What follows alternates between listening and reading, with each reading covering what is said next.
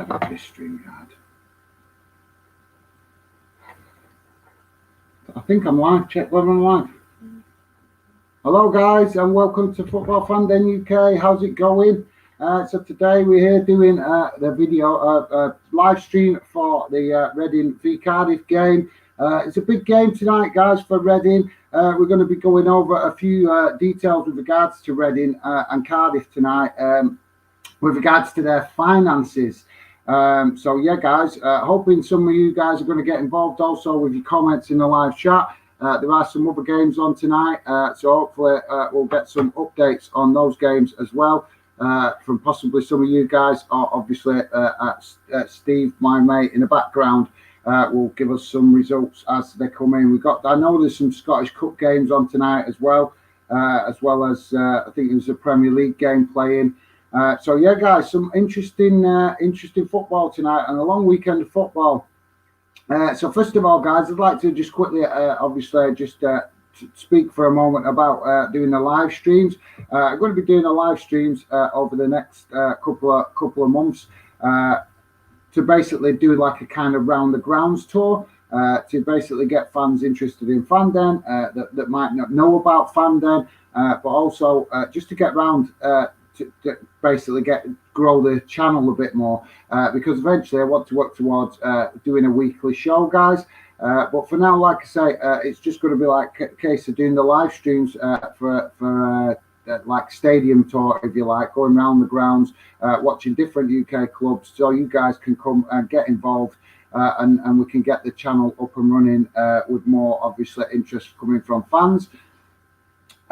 Generally, so that, like I said, guys, just working towards doing a weekly show. That's the idea of doing these live streams. Obviously, as doing tonight's live stream, I've got a bit more information tonight, guys, a bit more ready for this one, because I don't follow football in the same way as a lot of people do, but I like kind of want to do this channel to cover all facts about clubs and the important stuff. So we're going to be covering some stuff tonight with regards to Reading's financial situation, as well as a few things that I've come across with Cardiff as well. So we're going to be talking about that more. So keep your comments coming in the chat, guys, because I will be wanting to involve you guys in the show, as well as, like I said, talk about some of these issues that I've come across that we're seeing because of the pandemic, and what the problem it's creating for clubs financially, that a lot of fans I don't think are actually absorbing exactly how much clubs are struggling right now financially. But yeah, guys, with regards to the game, we've got the teams both coming out now. Cardiff kind of don't have a lot to play for tonight, because they've got I think there's 15 points left for them to play for. And they cannot. Sorry, I think 15 points for them to play for. Oh no, sorry, I've got it wrong there. Sorry, guys. They've got 12 points to play for, I think, and 15 points available, I think.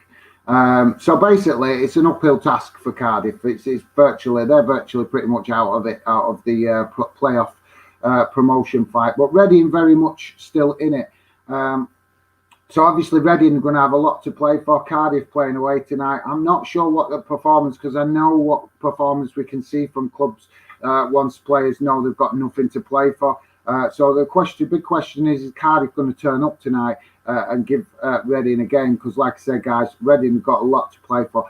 Drop your comments in the chat, guys, because we want to be getting you guys involved in the show as the show goes on. If you're just joining, I'm just saying, I've got some interesting facts that I've done a little bit of research and prep for this show, guys, because work for me over recent weeks has been absolutely crazy. Plus the fact that my wife works and doesn't drive, so that's obviously after as you do, guys, you have to do what you need to do to pay bills and stuff like that. So that is why the live streams are a bit all over the place at the minute, because I'm just trying to squeeze in different games when I can to basically get this round the grounds plan underway, because that's the plan, guys, to go round the grounds, try and watch as much UK clubs as possible, and work towards a live show. So just letting you know, guys, that the game's about to start, but they're just holding a minute's silence for Prince Philip. Obviously, like I said, guys, let me know in the comments if you've got any score predictions. I will be coming to the comments very shortly. Like I said, guys, this is an unusual one tonight because Reading have got plenty to play for. They're still well within the opportunity of reaching the playoffs, but Cardiff pretty much out of it. They could mathematically still do it, but it's virtually impossible because I think they need 12 points or something to close the gap, and there's only 15 points to play for. So pretty much for Cardiff, guys, it's pretty much done. So the question is, are they going to turn up tonight? Are they going to give Reading a game? Reading have plenty to play for. So, guys, I'm going to come to check some of your comments just a second. But like I say, hit the like button, guys. It'd be very much appreciated. Help the channel get seen and the show get seen. And also, if you're new, please hit that subscribe button and show some support to the channel because that would really be appreciated. We're going to be covering some of the financial details a bit tonight, guys, with regards to Cardiff and Reading. Because as we know, the pandemic is hitting clubs in different ways. So I wanted to cover a bit of that tonight because normally I would do that kind of thing on a recorded video. But like I was just saying earlier, guys, my work has been very crazy over the last few weeks as things are starting to get back to normal a little bit. And plus, like I said, guys, my wife works as well. So it's made it really difficult for me to have time to spend on the channel. But I'm here, I'm keep plugging away, and every opportunity I'm grabbing to do these live shows to get you guys involved. So yeah, guys, let's see who's actually showing up in the live chat. Don't forget, guys, hit the like button and drop your score predictions in the chat. I want to know what you guys think of tonight's game because, like I said, we come across games like this a lot, guys, where you get to this time in the season and we see that there's clubs like Cardiff that don't have a lot to play for, and then you have a club like Reading that do have something to play for. And as we've seen, we can get some cracking games, but we can also get some disappointing games because when clubs don't have much to play for, once the team goes 1-0 down, heads drop and the players kind of lose motivation. So we'll see what kind of game we get tonight, guys. But yeah, get your comments coming in, and obviously, guys, I want to hear from you what your score predictions are for this game or any other games that are going on tonight, guys, because there is some Scottish Cup games as well going on tonight. And I think we've got a Premier League game. I think, if I remember rightly, Everton playing Tottenham tonight as well. So if any of you guys are watching any of them games, let me know in the chat what the score is with the other games going on around the UK. But yeah, guys, let's have a quick go to the chat and see what you guys are saying. Who's in the chat? Stevie Allen, my mate Stevie Allen, there is my backup and back behind me, sorry, obviously helping me run the show. Thanks, Stevie. How's it going? George Bratt, hi bro, how's it going, George? Thanks for dropping in, mate. Been watching some of your stuff, great shows you've been doing. I've noticed you're doing some car stuff on your channel as well, which is good. I need to catch up with you and let you know about my other channel, Wheel Wonderland. Because obviously I do going to be pushing at that as well as Football Fandom as and where I get the time. But yeah, guys, the game's just kicked off. Obviously, as you can imagine, only a couple of minutes in, so teams just feeling each other out a little bit. Bear with me a second, guys. I will come back to the chat in a minute. Just refresh this SofaScore thing because it likes to play up. But yeah, guys, drop your comments in the chat. I want to know what you guys think for score predictions tonight. Let me know if you have an interesting score prediction or any score prediction about tonight or any other games that's going on around the UK, because I want to hear from you guys in the chat and know what you guys are thinking for score predictions. So yeah, apologies for that, guys. Just that StreamYard likes to play up, as you guys may know that have been watching the show previously. KCV, hi, how's it going, mate? Great to have you in the chat. How's it going? Have you got a score prediction? Thanks for coming and getting involved. Let us know, mate, if you have a score prediction for tonight's chat. If any of you guys are speaking to me on different account names on social media, let me know what account names you are, so that I can kind of, you know, get a rough idea, you know, which of you guys are in the chat. Because obviously wanting to obviously build the channel and build a fan community, but also, you know, wanting to build some friendships with you guys. Maggie Fagan, hi Fanden, how's it going, Maggie? Thanks for dropping in the live stream and coming getting involved in the chat. Great to have you, and thank you very much. Let us know if you have a score prediction, Maggie. Be much appreciated. PFC _ DY4 Dylan, how's it going, mate? Yes, I'm good, thank you very much. Just getting settled into the stream. Obviously a few minutes in, mate, with regards to the game that we're streaming, but also wanting to know what if you guys are watching any other games. Let me know if you are, and what you know, if you could drop the scores in as the goals go in. That would be very much helpful to, you know, to keep the whole fandom community up to date with what's going on around the UK. But yeah, hello Dylan, let us know, mate, if you have a score prediction, or I think you've dropped it already in the chat, haven't you, mate? So my apologies. Yeah, so PFC _ DY4 is going, my prediction, Reading 1, Cardiff 2. Interesting. That's interesting, mate. Yeah, that's fair enough. That's a good shout.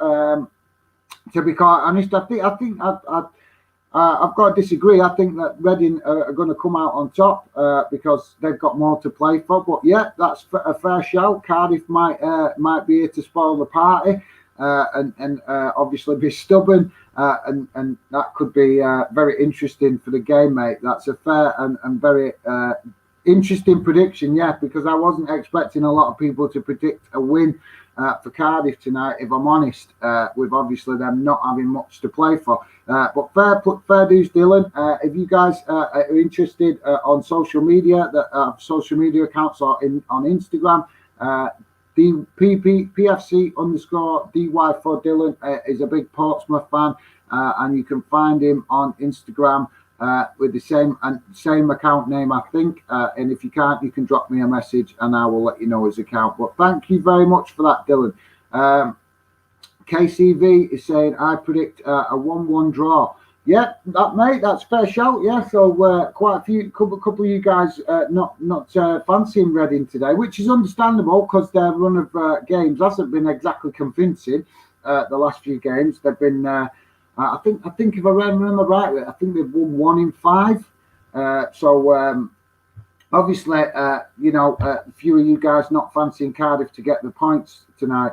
A bit of a rum tackle there, guys. Just watching that there's been a free kick awarded for a Reading player. I didn't quite see who it was, with a tackle on a Cardiff player, and it was a bit of an interesting challenge, guys. But yeah, like I said, guys, keep your comments coming because I want to know you guys' thoughts. Also, if you guys are interested, you can also get in touch on social media because creating some chat groups and stuff for you guys to get involved in if you're interested. So yeah, we're going to be talking, like I said, guys, if you're just joining, we're going to be talking about some of the financial details that I've researched with regards to Reading and Cardiff. We're going to be getting to that shortly. To let you guys know a little bit more about what is going on financially with some of these clubs, because one thing that I've noticed is that the mainstream media, guys, is not exposing just how much clubs are really struggling financially right now. It's obviously known very much around the football community, but I don't think a lot of people are taking notice of just how much these clubs are really hanging on in there financially. So I've done a bit of research tonight, and that's part of the reason why I picked this game, guys, because Reading and Cardiff are two clubs that are actually, balancing financially on the edge, so to speak. So yeah, we'll be getting into that some more further in the show, guys. So and we're wanting to obviously get you guys' reaction and your thoughts on any, on this, what I'll be talking about shortly. With regards to Cardiff and Reading, but also any other clubs you guys know about that are actually, really struggling financially during the current pandemic we find ourselves in. Obviously, all clubs will be struggling financially, but there will be some clubs that are really feeling the pinch of it more than others. So if you guys are aware of any clubs that are really on the borderline financially, let me know in the comments.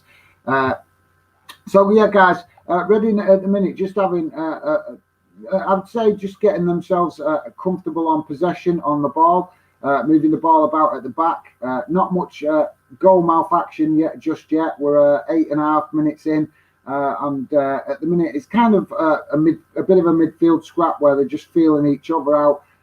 Which happens sometimes. It is surprising, guys, just how much it happens with clubs that play each other regularly. But we do see this where clubs do have this 5-10 minute period where they even if they know each other and are familiar with each other, they still have a 5-10 minute period where they feel each other out before there's a lot of goal mouth action. But then we also, on the other hand, guys, have the cracking games where it's all guns blazing right from the kickoff, and that creates sometimes some cracking early goals. So yeah, guys, let's quickly go back to the comments, see what else you guys are saying. I'm Exit Football. How's it going, mate? Great to have you on the show. How's it going? Don't know much about both teams. It's hard for me to predict accurately. Fair enough, mate. Fair enough. To be honest, I follow UK football all the time, but obviously there is clubs that I don't know loads about, and every fan kind of knows, more about one particular club or the other. So yeah, but I'll be going over some details if you're interested, mate, with regards to at least Reading and Cardiff's finances. As I was just saying a few minutes ago, part of the reason why I'm doing tonight's stream, simply because I'm doing a round the grounds tour kind of thing to obviously get fans interested and knowing about the channel. But with regards to Reading and Cardiff, they're both teetering financially on the edge, so to speak. So yeah, guys. So sorry, yeah, I lost my train of thought there. So yeah, I'm Exit Football. It's understandable, mate. You are a big Manchester City fan, so maybe obviously not as familiar with all Championship clubs, which is the same for me, mate. Because like I say, there's some clubs in League One and League Two that I don't know very well, simply because obviously my club Bolton have mainly played higher up in the leagues in years gone by, shall we say, because it's been a while since Bolton have had any success. So yeah, guys, like I said, I'll be keeping an eye on the game through the stream. Reading obviously not having it all their own way. Cardiff just created a couple of chances. A chance on goal. So obviously Cardiff are here to play by the looks of it, guys. I wasn't sure what to expect with Cardiff tonight because, like I said, they've got 15 points to play for, but they can only pick up 12. I can't remember. I worked it out before. The numbers have got confused in my head. But basically, it's still mathematically possible for Cardiff to get promoted. Get into the playoffs. But it's very unlikely because I think the points that they need to gather and the points remaining to play for are non-existent. Are you wanting me for something there? So sorry about that, guys. I thought my missus was wanting me for something there. So guys, let us know in the comments what you guys think about any, with regards to this game tonight or any of the other games we've got going on around the UK, because there is some Scottish Cup games going on tonight and there's also a Premier League game. But yeah, I'm Exit Football. Thank you very much for dropping in the stream. You guys that watching the show, let you know IMAX is a big Manchester City fan. You can go and check out his channel, IMAX Football on YouTube. PFC_DY4 Dylan, how's it going? So how are Bolton playing this weekend? Who are Bolton playing this weekend? Grimsby Town, I think, mate. I think that's who Bolton are playing. Don't quote me on that. I did look at the fixtures the other day, but I've looked at that many fixtures in the last few days that I'm a bit confused. But I'm sure if I remember rightly, it's Grimsby with the Bolton are playing. Obviously Bolton potentially have option plenty to play for, and I'm hoping they sneak into the top spot in the League Two, which would be nice for all Bolton fans after the last couple of years. But yeah, guys, I'll be doing, like I said, I'll be doing round the ground tour to get fans to know about Football Fan Den. So I'm going to be doing different games, and I will be doing more Bolton games because obviously that's my club. And I do know a bit more about Bolton than a lot of other clubs. But obviously, like as I've said on previous streams, guys, I'm finding that this season that I've got a lot to learn myself about my own club because so much has changed in the last 2 seasons with all the problems at the club. So, this season it's pretty much a new team. So having to get used to, knowing what players do without not being able to watch them has been quite difficult. So any of you guys that do know a lot about Reading and Cardiff, let us know in the comments what you think of this season's results and if they've had a winning run that you know of. With regards to that though, Dylan, thank you very much for that. Let us know what you're thinking with regards to Pompey's season, because I know that Pompey are fighting for a playoff spot, if I remember correctly. So let us know, mate, who are Portsmouth playing this weekend and what you think. If you think, Portsmouth can actually get that playoff spot and get across the line and possibly promoted, that could potentially an interesting season next season, guys. If you're following lower league football, the potential is that we could have some big clubs in League One next season. Obviously, Bolton pushing for promotion. So obviously, being a Bolton fan, I'm going to class my own club as a decent-sized club. But also some other clubs that are in trouble. I think Sunderland have just missed out on the playoffs in League One, I think. So they're going to still be in it. And obviously, I can't remember. There's some big clubs potentially could drop out of the Championship as well. So next season, League One could be really a lot more interesting with a few big clubs scrapping to get back into the Championship or pushing to get into the Championship in respect of clubs coming up. So, guys, Cardiff just had another shot on target. So, obviously, you guys, obviously, Dylan earlier said that he fancied Cardiff to get the win tonight. So, fair dues. Cardiff are not here just making up the numbers. They're actually having a right go at Reading because I would say they've had the majority of chances. So, maybe we're seeing a little bit of, the nerves, the pressure here, guys, because obviously Reading plays under pressure to put in a performance. To obviously push for this promotion spot, and Cardiff, obviously the pressure's really off them now because it's practically a long shot for them to achieve getting promotion.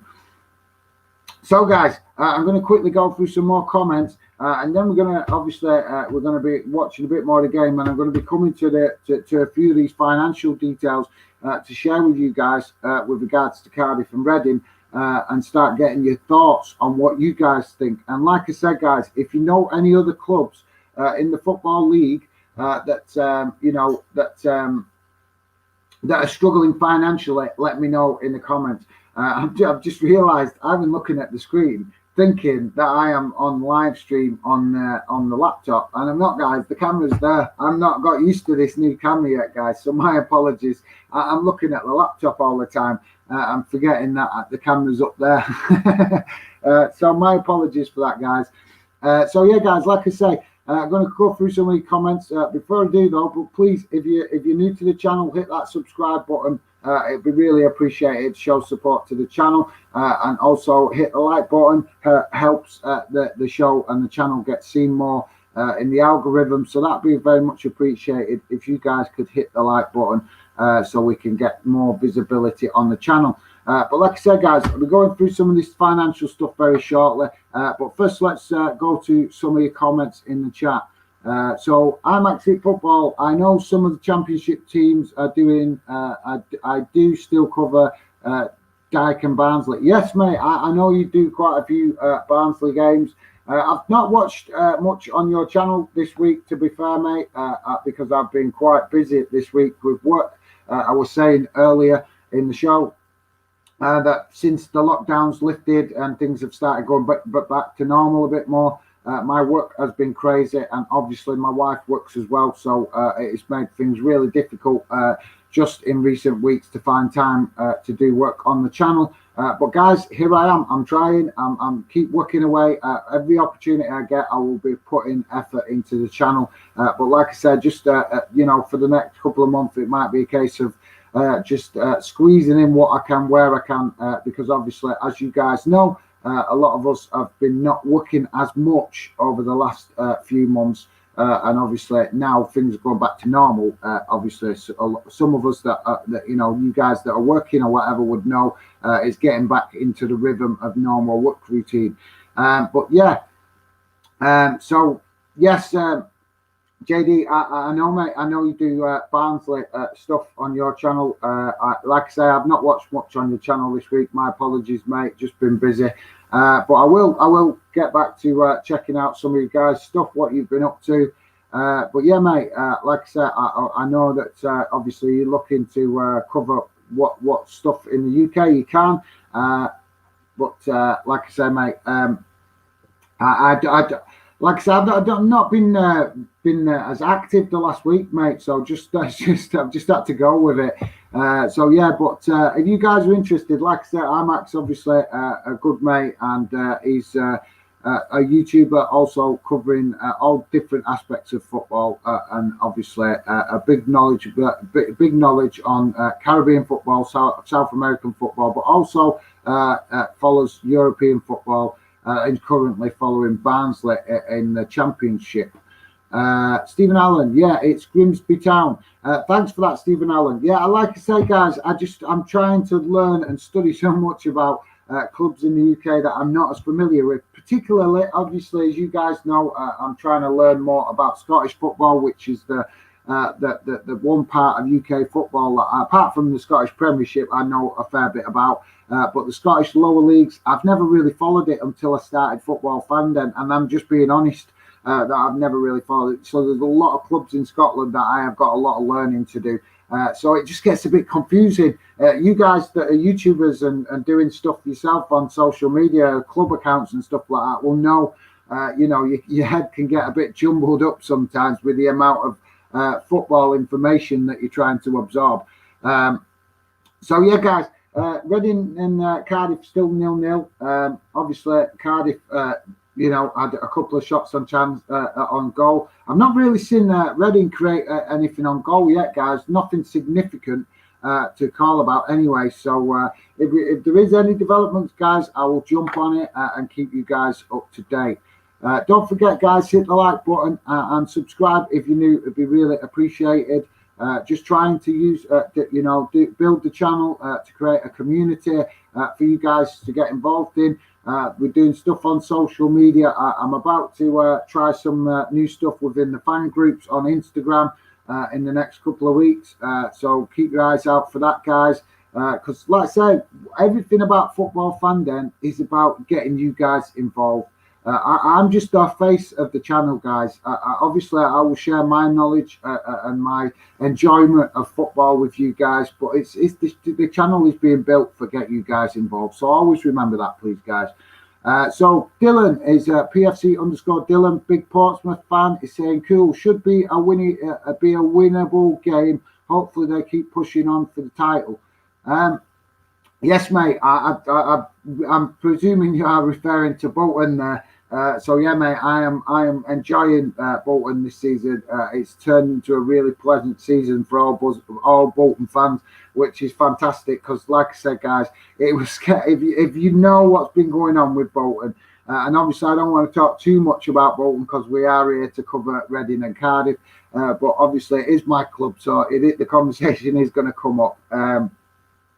But if you guys have been following, obviously, if you're familiar with what's going on with Bolton, the last couple of seasons were really bad, guys. So it did get to the point where most Bolton fans are just not wanting to watch a game because it was just defeat after defeat after defeat after defeat.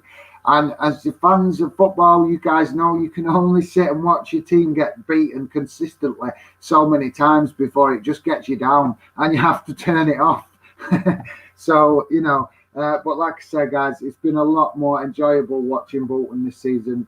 So yeah, Dylan, just enjoying the ride with Bolton this season. It's nice seeing the club put some wins together. And like I say, I will be doing some more live streams and stuff and videos to do with Bolton. But like I say, guys, I want to cover as much UK football as possible. Give the respect to you guys and your clubs as well. So that's why I'm trying to start doing this round the grounds thing, where basically it will lead to a weekly show. I'm not going to start the weekly show, guys, because there's not enough point yet, because there's not enough fans know about Football Fandom yet. So that's why I'm doing this round the ground thing in and around my normal weekly work. I'm just going to try and do these live streams as much as I can when I've got the time. And I'm hoping that some weeks I'll be able to step it up and do more streams. But some weeks I might only get around to doing one because of work commitments. But I'm committed to the channel, guys. So and also I'm wanting you guys to come and get involved. So, you know, you can speak to me on social media. That's why I'm doing the live streams, for you guys to come and get involved in the show, whether it's in the chat or if you want to come actually on the show. You can also contact me on social media and we can arrange it. If you're not aware, guys, I will be covering some Reading and Cardiff stuff shortly. I do want to get to that soon. But I was just going to say, if you didn't watch the last live stream, go and check it out. The last live stream we did on the Arsenal game, we had JJ on, who is currently just been accepted for the Newcastle youth setup.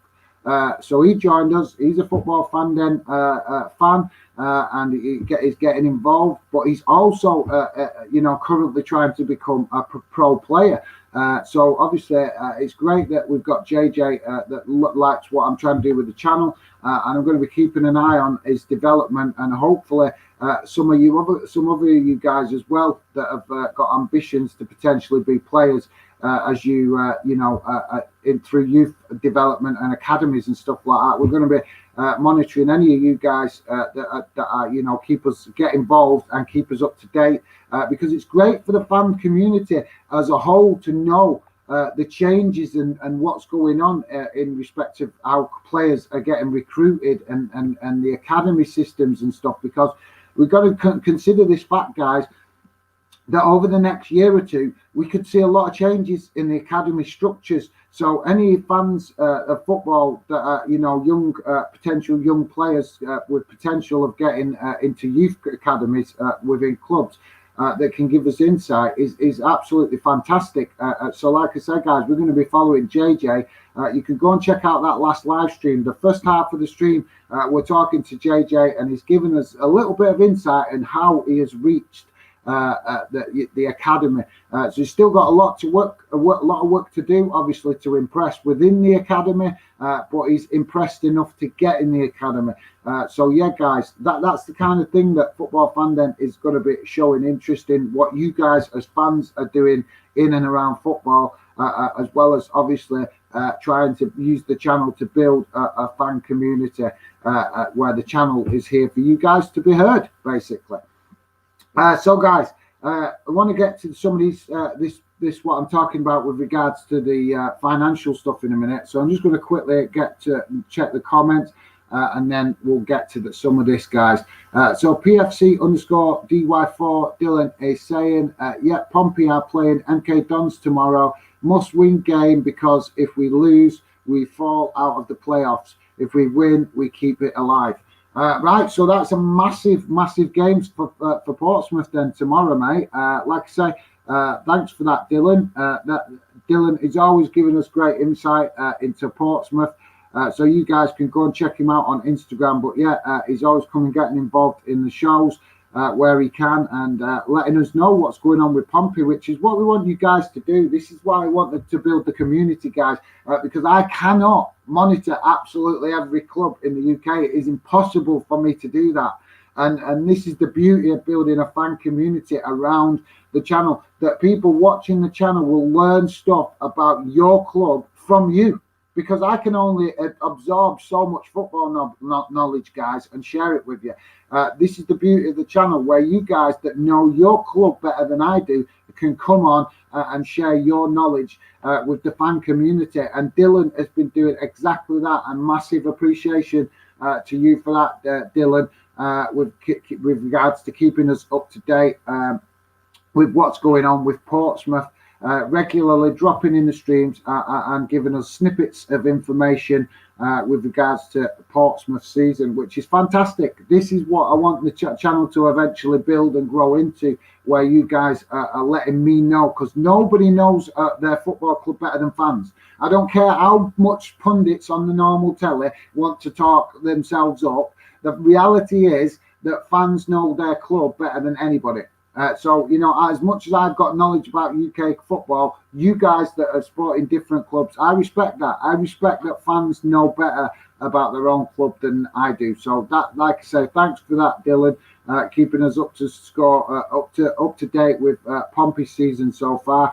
And I hope you guys can do it. I hope you guys can push for that playoff spot and get it, because Portsmouth fans deserve it after the last couple of years.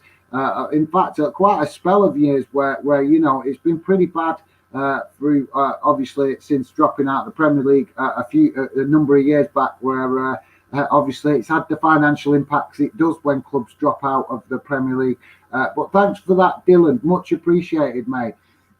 DJ Samuel, good evening, guys. How's it going, DJ Samuel? DJ Samuel, also a big fan of the channel, a big Spurs fan. Getting involved obviously on social media. You can go and check him out on Instagram. He's a massive Spurs fan. Let us know, DJ Samuel, what's going on with Spurs, what you're thinking with regards to Spurs, if you could, mate, because I know that that fans of Tottenham are getting a bit unsettled, shall we say, with regards to Mourinho's management and what's going on with the club and everything around Mourinho, because it's always the Mourinho show, innit? So, DJ Samuel, be much appreciated, mate, if you could let us know in the comments who's next, Tottenham's next game, because I haven't actually looked at all the Premier League fixtures for this weekend, so I'm not sure. No, Tottenham are playing tonight, aren't they? Yeah, sorry. Yeah, Tottenham are playing tonight, aren't they, against Everton? So, DJ Samuel, let us know. Are you watching that game, mate? What's the score in that game? If any of you guys are watching the Tottenham v Everton game, let us know the score if you could. Because like I say, guys, I'm focused here on Reading and Cardiff, and there's nothing to tell you just yet, guys, in this game. But it's just kind of going back and forth in midfield. Reading created a few earlier chances, but not much has materialised from it. Cardiff created a few earlier chances, and Reading just scrapping to try and win this midfield battle, obviously, to get the opportunities, to get a few opportunities on goal, because obviously Reading still very much in the playoff position, or in a position to get into the playoff, should I say. So yeah, just giving you a quick update, guys. So yeah, DJ Samuel, let us know, mate, if you could, with regards to how Spurs are going on. Like I say, guys, you can go and check him out if you're a Tottenham fan or just like talking football. DJ Samuel on Instagram. You can find him under the same name, if I remember correctly. PFC_DY4. Thanks, mate. Always happy to help. Much appreciated, Dylan. Honest, mate. Like I said, guys, that's the kind of thing I want to do. I want you guys to come and give me info about your club, because you guys know your club better than I do. So, you know, this is why I'm doing the live streams, so that you guys can come and share with the fan community your knowledge of your club, because nobody knows their club better than fans. And on Fanden, we respect that. That's the idea of the channel, to respect that fans, you guys know your club better than any pundits or any other YouTubers. You fans know clubs, they do. It bugs me, guys. It bugs me when I watch the mainstream media and they disrespect fans' knowledge. They do. It does my head in. So thank you. So thanks for that, Dylan. My appreciation for you sharing your thoughts and your giving us an update on Portsmouth. Much appreciated. Have to go, Matt, now, guys. If I can join later, then I will. All the best, mate. Thanks, Dylan. Much appreciated, mate.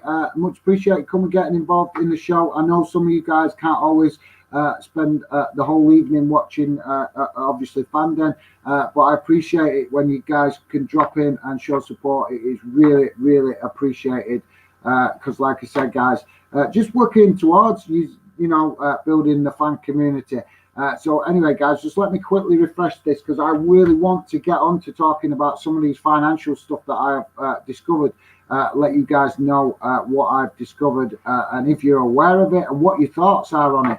I'm just going to quickly get through these last couple of comments and then we'll go to this stuff, guys, because I want to get to covering that. Because, like I said, then I can give there's plenty of time in the rest of the stream for you guys to share your opinions on it.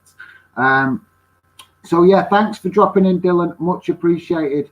Hopefully, maybe catch you later if you're not too busy, mate. But thanks, Stephen Allen. Tottenham don't kick off till 8. That is right. Yes, sorry. I'm not used to these 6 o'clock kickoffs, guys. They're strange. So in the game of an evening, just automatically it sticks in my head 8 o'clock kickoff. So my apologies. Yeah, I forgot. It's a 6 o'clock. It's an 8 o'clock kickoff, and we're on a 6 o'clock kickoff. This is how jumbled up it gets in my head, guys. Do you know what I mean? So my apologies for that. It's just constantly being busy. My head gets with it all. So apologies for that, guys. Thanks for that, Stephen Allen. Appreciate the update and reminding me that the gig game's not kicked off yet. Big game next week for Spurs. The cup final against Man City. Yes, mate, that is a massive game for you guys, Tottenham. Yes. And I've got to be honest. I want Spurs to win that, and simply because I don't want to see Man City win everything this season. I have no problem with Man City winning, but I don't want to see one club winning everything. So I will be rooting for Tottenham on that day next week, hoping that they can get the win over Man City and win a trophy, get that monkey off their back. Maybe Mourinho might, pull his masterclass one last time because I don't know, guys. That's for another show. But my opinion is with regards to Mourinho, I'm getting the impression that he's, managers might be getting familiar with his tactics and getting to know him.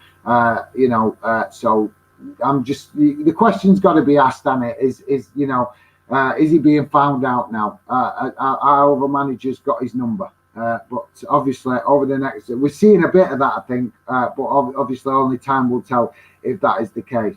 So guys, not much to report in the game. Like I say, still a very much a midfield scrap. So I'm going to come to this, guys, talk about some of these financial facts that I've got, guys. So keep your comments coming because I will come back to the comments. But I want to cover this before we get too deep into the stream so you guys can share your thoughts and opinions on this financial stuff that I have found out with regards to particularly Reading, but also Cardiff. So I'm gonna cover that in a second. But before I do, guys, don't forget, if you're new to the stream, drop us a sub. It'd be much appreciated to help the channel get growing.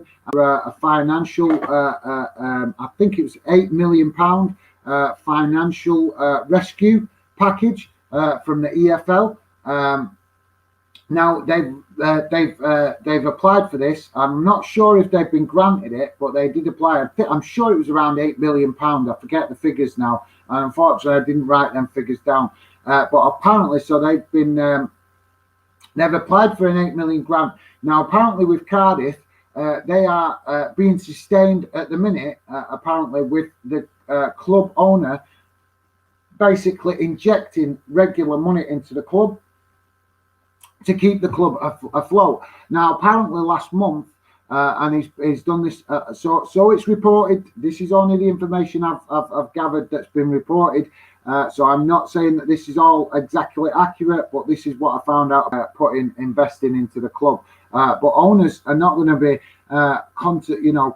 basically happy at the prospect of just putting money into a club to keep it afloat. Owners and investors want to invest into a club to make it, push on to the next level, so to speak. So that is concerning, I think, and definitely something to consider with regards to, whether this is going to put off investors, and could be a reason why clubs like Newcastle that are up for sale are struggling to attract a buyer. If clubs owners are potentially having to inject these kinds of sums of money into the club to keep it afloat. So that's really concerning. But like I say, with the owner doing this, guys, for Cardiff, it's meaning that Cardiff's finances are quite stable. So there's not too much to worry about with regards to Cardiff, short-term future at least, as long as the owner is prepared to do that. But the question has to be asked, how long is the owner going to be prepared to do that? So that is, like I say, that is something to concern. But, guys, what is of bigger concern is Reading. Now, we're going to get to that in a minute, guys. I'm going to cover some stuff with Reading, because Reading, there is a lot more to cover financially with Reading. Reading are in an absolute, dire state of a situation financially. So we're going to cover some of that shortly, guys. But let me know what you guys think with regards in the comments. With regards to what I've just told you about Cardiff, do you think that this is true? Do you think that the owner is injecting as much as £3 million a month into the club? And do you think if he is doing this, how long would an owner do it for? Let me know in the comments, guys, what you think of that. Like I said, I'm going to come to some of the Reading stuff shortly because there is a lot more to cover with that. So I'll probably go over some of that in the halftime break while the game's not on, because we're kind of coming up to the 40-minute mark now, guys, in the game. So we've only got like 5 minutes plus added time in this first half. And Reading actually starting to look a little bit more adventurous going forward. But obviously Cardiff are not letting them have it all their own way. So, so it's still very much a 50-50 game at the minute, guys. I would say that neither team is particularly dominating. Both teams are up for it. Both teams are trying to get forward. But yeah, guys, not a lot happening in front of goal. This is frustrating, guys. Frustrating when there's not loads of goal malfaction because it don't give me a lot to talk about. So hopefully, as the game progresses, we'll see more goal malfaction. But what we are saying here, guys, is is this going to peter out? Reading just had a chance, and I think it's going to peter out. Reading just had a chance, and Cardiff tried hitting them on the counter attack. And that was some fast play, to be fair, guys, right up the other end of the field. And it's ended up going out for a throw-in to Cardiff, right near the corner flag. Cardiff didn't give it up. Cardiff player didn't give it up. And but to be fair, Reading defending and getting back in numbers to cover that defensively.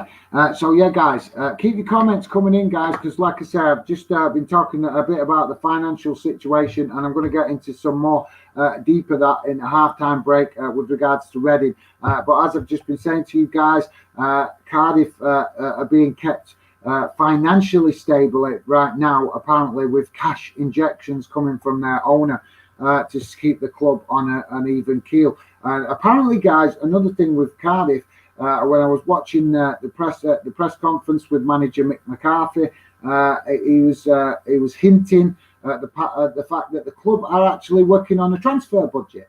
So that's good news if you're a Cardiff fan, because I think we're going to see a lot of clubs that might not have a transfer budget this summer, and if they do, it might be a really minimal transfer budget, because obviously of the finances that clubs restricted by the lack of revenue coming from fans, because Premier League clubs can get by and Championship clubs may be able to get by financially stable, but it's not going to give them a lot for transfer budgets, because as we know, guys, in the Championship, the transfer budgets are always quite stretched with regards to clubs having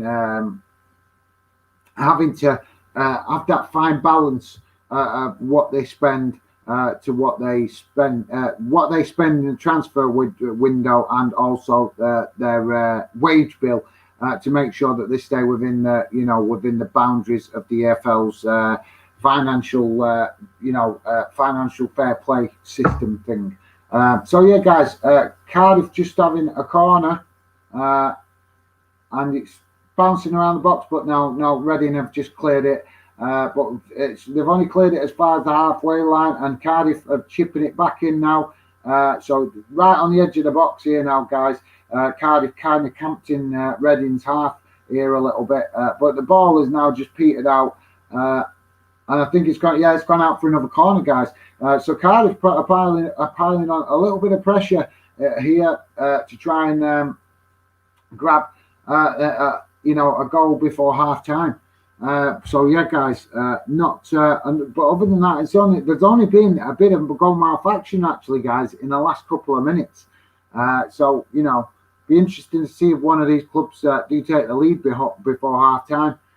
So guys, if you're new to the channel, it'd be very much appreciated if you could hit that subscribe button, and also you guys that are watching, be much appreciated if you could hit the like button as well, to help the visibility of the channel. I want to hear from you guys. Keep your comments coming, guys. I want to hear from you. Let us know thoughts on games tonight. I think the Scottish Cup games tonight. I'm not sure exactly what's going on with regards to the games there tonight. I know that. Sorry, I'm just trying to get this on. There we go. I know there's some games in the Scottish Cup tonight. I can't remember the fixtures. But I think there's also a championship game. Let me know, guys, if any of you guys are watching. I'm going to check right now to find out what is going on in the other championship game, if I can. Oh, the bloody thing's coming up with password. So Stevie, could you just come and sort the password out for me, please, if you don't mind?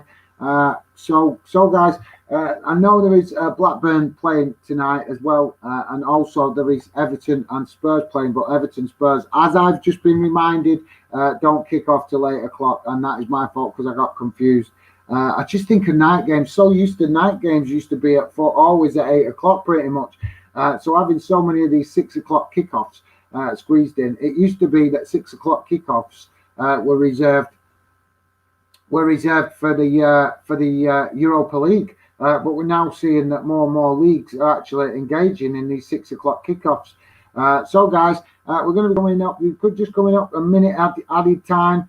So we're coming up to the halftime break. And while we're on the halftime, stay with us, guys, because I'm going to get through some of this Reading stuff during the halftime break to cover that, because it'll be easier to cover that with regards to not being able to keep an eye on the game. So yeah, guys, I'm going to cover some of this. So stick with us if you're watching, guys, because in the halftime I'm going to cover some of this because there's quite a bit to cover with regards to Reading. So that's probably why it's best to cover it in the halftime break.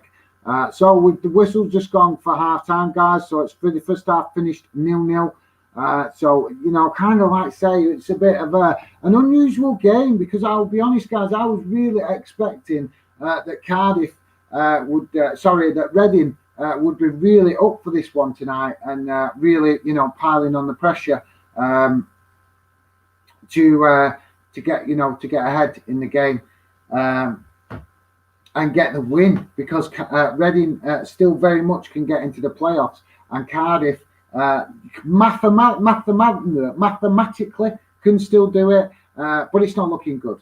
It's not looking good. It's very unlikely Cardiff are going to get into the playoffs. I think the 15. There's a total, if I remember right, there's a total of 15 points to play for, and including tonight's game, and they are 12 points adrift. So basically, they would need to win all their games and hope that basically the teams in front of them pretty much lose every game for them to achieve that. And it's I don't think that's going to happen.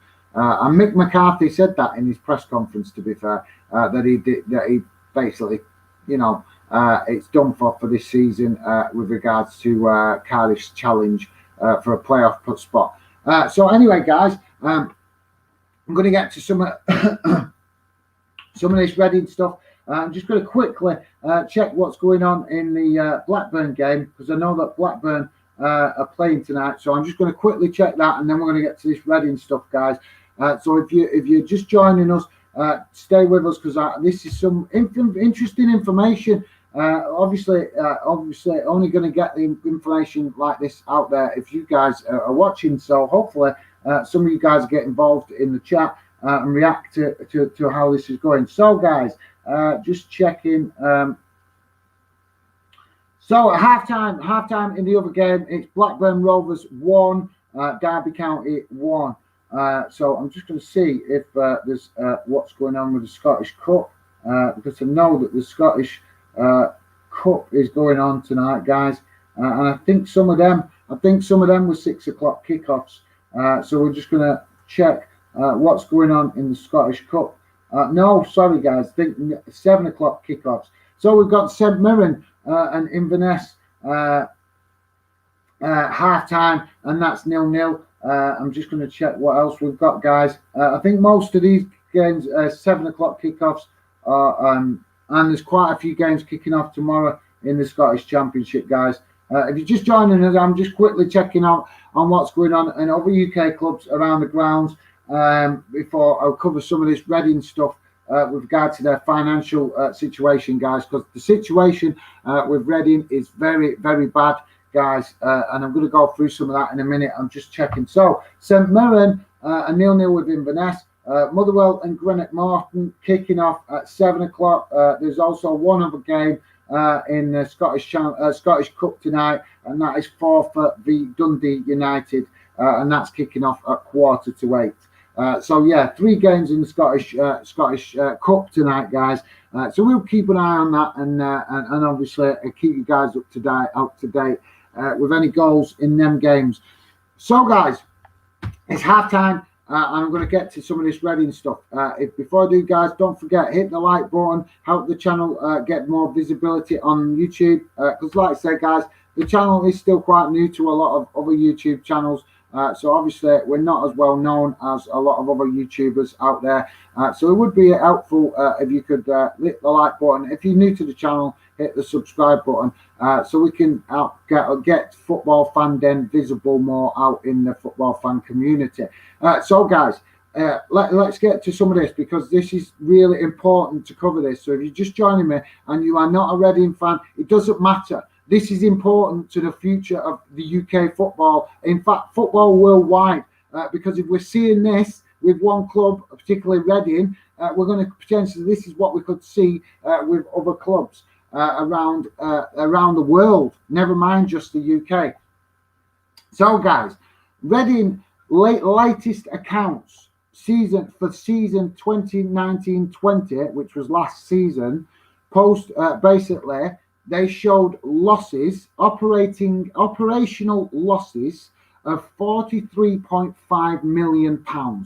That was last season, guys. So they showed losses for last season when fans were in the ground of £43.5 million. Right, so the club are basically fighting financially to survive. And what I mean by this, guys, is Reading are in real big financial trouble. They are fighting to survive. So they've took a loss like that we know of. This is definite, that they've taken operational losses last season of £43.5 million for Reading. And this has resulted in Reading doing some cost-cutting exercises. Now, you've got to think, guys, this is concerning, because if Reading were taking a loss like that last season, a financial hit like that last season, when fans were in the ground, what kind of financial situation are they going to be in this season when they've not been able to have fans in the ground? So this is why I'm involving these figures from last season, guys. So that is really concerning. So that's where we're starting with this £43.5 million loss for operational losses last season. So to combat this financial battle that Reading are currently facing, the club has scrapped the director of football position and replaced it with a football board. So basically, they've scrapped a job to try and save, obviously, paying a wage, and they've replaced it by creating a board of other club representatives to try and fill that gap of that job. So the board, they're basically the football board that they've made up to replace the director of football position. It consists of Deong Pang, which is the chief executive, Brian Stabler, which is the financial director, Michael Gilkes, which is the academy boss, and Veljoko Punov. I can't pronounce his name. Sorry, guys. My apologies. But that's the manager of Reading. I can never pronounce his name. So yeah, guys. So basically, the club have created this football board consisting of the owner of the club, the financial director of the club, the academy boss, and also the manager. And they've all come together to create this board to try and replace the position of the football board. Of the director of football. Also, guys, some other fact to cover with regards to Reading that is quite interesting. Reportedly, the club are planning Sorry, no, not planning. I'm sorry, guys. I'm getting confused with my own writing here. So the club basically have 10 players out of contract at the end of the season. That's 6 of the senior players out of contract at the end of the summer. And the club potentially having meetings to discuss about letting these players go so that the club can reduce the wage bill. So, yeah, guys. So yeah, guys, if you're just joining us, we're just going through some facts with regards to Reading and their financial situation. So it's quite bad, guys. I was just saying that the director of football position has been scrapped and replaced with a football board consisting of the chief executive, financial director, and academy boss, as well as the manager to try and fill that position, guys. And reportedly, the club have as many as 10 of the senior players out of contract this summer, and the club are holding meetings with regards to letting potentially the majority of them 10 players go, so they can reduce the financial pressure on the club. Now, apparently, Reading have been lucky enough to make quite a bit of money this season through televised games, because they've had as many as 17 games televised, which has generated them obviously some extra income. But that has only gone to fill the gap slightly of the income they're missing from fans attending games. So you know it's really bad with regards to Reading. Like I said, 10 players out of contract come the end of the season, and the club are potentially planning to let all 10 players go, or as many of them 10 players go, to reduce the wage bill. Also, guys, the shirt sponsorship deal runs out the end of the season as well at Reading, and there is no news about a new deal for a new club, new shirt sponsor. There is no news coming from the club yet with regards to that, guys. So the club is in a real, I don't know how to work, delicate position, because if the club took, kind of 40 odd million pound losses last summer for the previous season where fans were in the ground, this season they've not been able to generate any income from fans. They've got 10 players running out of contract.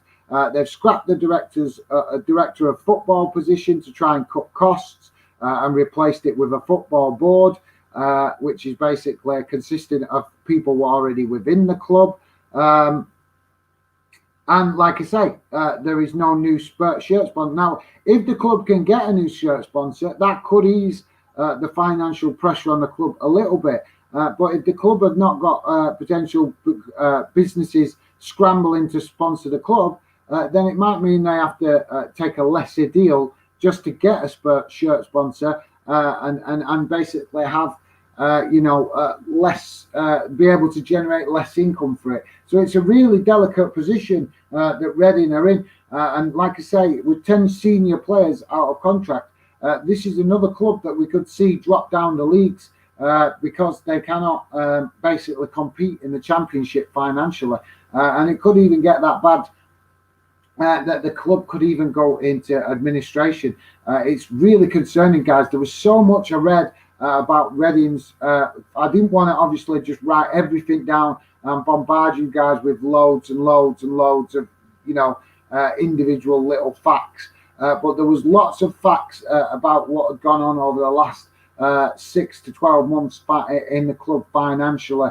Like I said earlier, guys, Cardiff are quite lucky because they have an owner that is prepared to invest and fill the gap that the club have got from not generating income from fans. But Reading don't seem to have that owner that is prepared to fill that financial gap for them. So it's meaning that club is really teetering on a really slippery slope financially.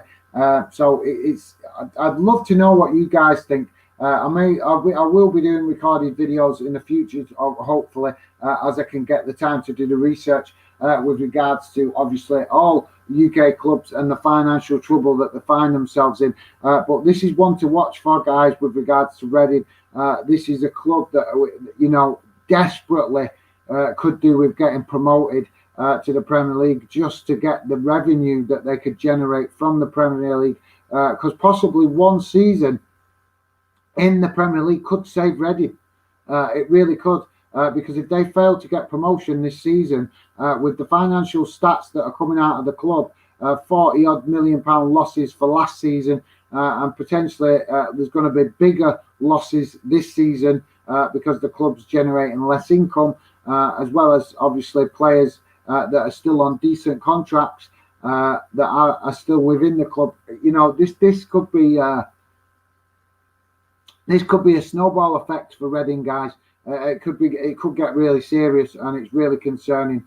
So I will be keeping an eye and trying to keep up to date with what's going on as things develop with Reading over the next few weeks and months, because I think it's a club definitely to keep an eye on. Because seriously, guys, if we see a club like Reading end up potentially going bankrupt because of this pandemic, and the fact that the owner doesn't want to fill the gap financially, then this could lead to so many other clubs in the same position.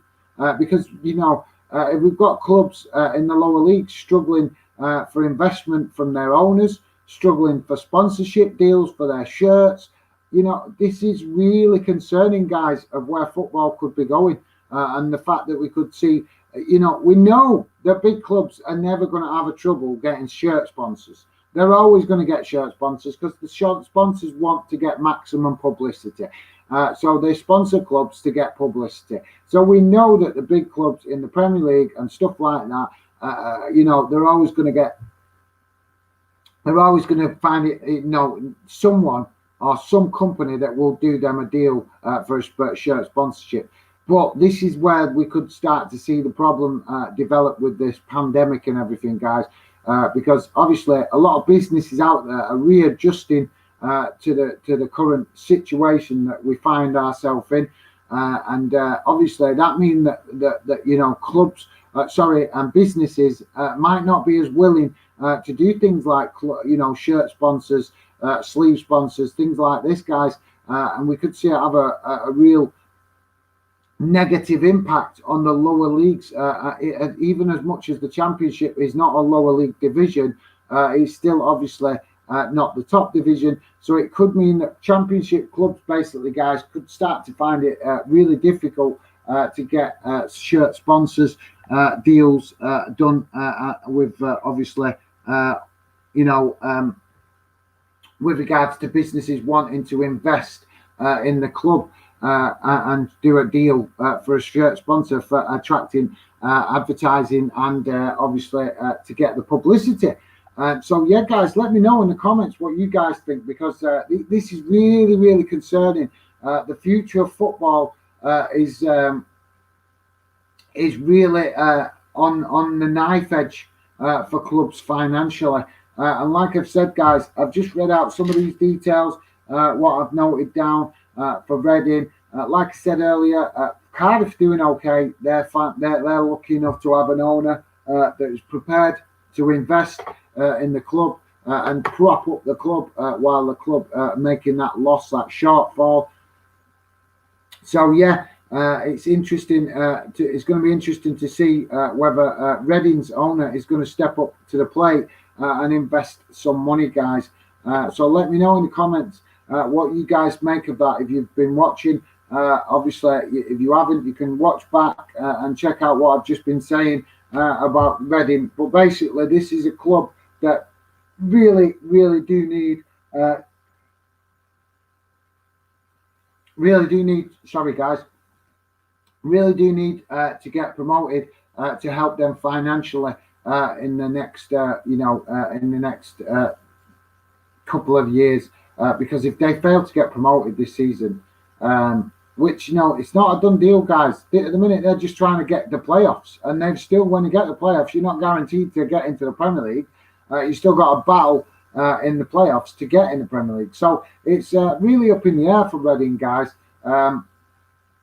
Their finances, their season is so dependent this year on them trying to get this playoff spot because, like I said, guys, Reading are a club that are on the edge financially, and it could be really, really, really bad if we see a club like Reading go into financial collapse, shall we say. So let us know, guys, what you think of this. Because, like I've said, I've just gone over it. The club reported losses last season, operating losses of £43.5 million. They've scrapped the director of football. They've replaced it with a board, a football board, what they're calling a football board, which is basically made up of the manager, the academy boss, the financial director, and obviously the club owner and chief executive. So yeah, guys, and like I just said, 10 senior players out of contract come the end of the season, and the club not having many plans to actually give these 10 players, a new contract. So it's good, it's going to be really interesting. We're going to have to keep a close eye on Reading over the next couple of months to see how they get on. And like I say, this could be a key season. If Reading could get promoted, I have no preference, guys, whatsoever what clubs get promoted.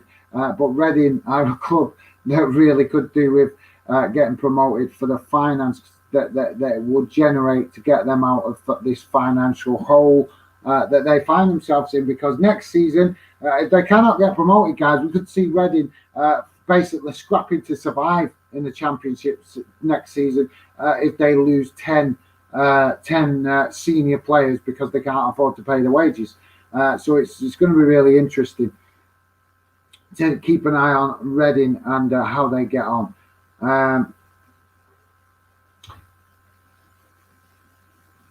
Oh yeah, so we already covered that. So yeah, DJ Samuel, previous comment. So yeah, thanks for that, DJ Samuel. So you guys not really speaking much right now. So I'm just going to watch some of the game, guys. Keep your comments coming. Don't forget, hit the like button. It'd be very much appreciated to get the channel seen more, guys. So yeah, I'm just going to concentrate on trying to watch some of the game, guys, and let you obviously, hopefully some of you guys come and get involved in the live chat.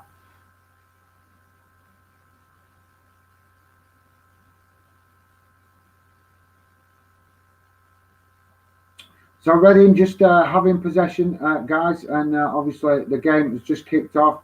Reading in possession, like I say, and obviously at the minute it's kind of all going on in Cardiff's half of the field, guys, but not much happening really. Reading just bursting into the box now. I said that not much happening, but Reading now just bursting into box. But the defenders that Cardiff have got back have obviously Cardiff got defenders back in numbers. So yeah, playing out to great.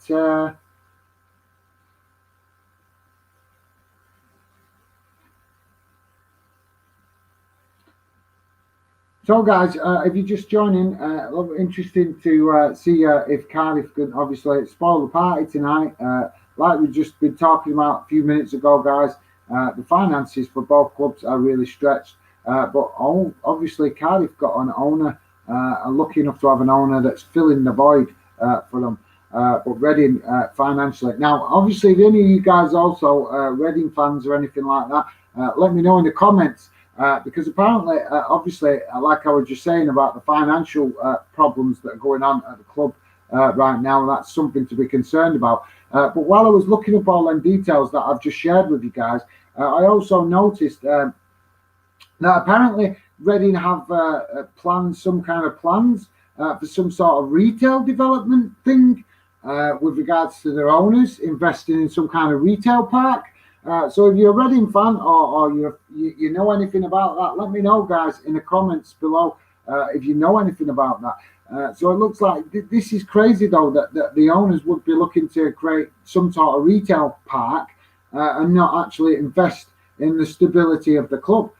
So, you know, I'd love to hear from any Reading fans out there that might have some insight into this. Let us know what you're thinking, because it's like I say, it's a bit of an unusual one that owners seem to be maybe not focused in the right place with regards to obviously where they're wanting to invest the money. So yeah.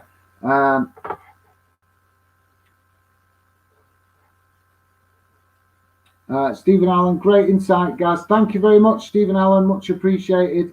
Appreciate that, mate. Thank you. Maggie Fagan, whoa, that's bad. Had no idea. It is pretty bad for Reading financially. Like I said, guys, I've just gone over all the stats. The club are in a right mess financially. They have scrapped the director of football. They recorded operating losses last season of £43.5 million.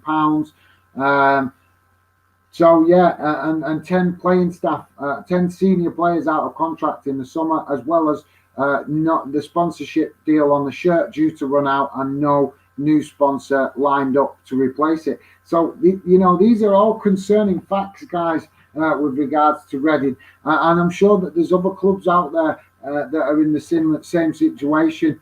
So let us know in the chat, guys, what you think of all this, because obviously we've got to keep an eye on plenty of other clubs around the UK as well that might be, you know, like Reading, balancing financially, you know, on the edge, basically. So it's really concerning, guys, really concerning. But like I say, obviously, Reading potentially could, you know, clean up all these financial problems that they've got if they could make the playoffs and actually get into the Premier League. So, you know, we're going to have to keep a close eye on Reading over the next few games to see if they can achieve that. But to be fair, guys, I think whether it's Reading or another club, I think we're going to see, you know, it's only a matter of time. It's only a matter of time before we see that, you know, there's other clubs that basically, you know, end up in a financial crisis. So yeah, guys, let us know in the comments what you guys make of the financial problems that I've just highlighted with regards to Reading. And also, guys, the game is still 0-0. So, you know, you guys can still drop in a score prediction if you've got one. Action areas is just coming up. 38% in the Cardiff half, 60% in midfield, and Reading's half 2%. So we're actually seeing that Reading are actually getting on top in this half with regards to actually getting the possession and creating chances. And Cardiff kind of boxed in a bit at the minute, guys. They're not really creating much on goal. So yeah, Reading kind of boxing in Cardiff. Reading boxing in Cardiff a bit right now, guys, and Cardiff not having many options on goal. Oh, don't tell me this is going off again. So yeah, just going to check what's going on in the other games, guys. Let us know, guys, if you are watching other games around the UK or even in Europe. You can drop your comments in. We're just checking. We've got Derby County have gone 1-0 up against Blackburn Rovers, and that is a massive goal for Derby because they are fighting to avoid relegation. So Derby 1, Blackburn 0. Obviously, that's at Blackburn's ground, guys. So that is obviously a massive goal for Derby County. So let us know if any of you guys are watching that game or any other games, guys. Just checking, in the Scottish Cup, we've got St Mirren 1, Inverness 1, and the Motherwell game has now kicked off. That is 15 minutes in. That's Motherwell 0, Greenock Morton 0 as well. So yeah, the two Scottish Cup games, even Steven right now, and obviously Derby taking the lead against Blackburn away. So yeah, guys, there's 1 or 2 goals actually starting to go in around the UK now. Obviously, it's a problem with Friday night football, guys. It's kind of, let me know in the comments what you think. Do you like Friday night football? Do you think that players struggle with Friday night football with the fact that they're, got to wait all day before they can play their game? And obviously, players, I know if I was a player, when I got up in the morning, I'd want to be playing while I felt fresh, in the morning, and getting to play at dinner time or 3 o'clock, where you feel the freshest. Sometimes it's got to maybe impact players, having these nighttime kickoffs regular, simply because whether it impacts their motivation in respect of how tired they are. If they've been up all day, that can impact these kind of things can impact players. So for some reason, guys, we're just having a bit of a water break going on. Oh, sorry, guys, I missed it because I was looking at the results in the other games. It appears we've got a Reading player down injured, so maybe that's why, guys. The player's taking full advantage and just having a water break. So yeah, guys, I think that's a good opportunity for me to do the same.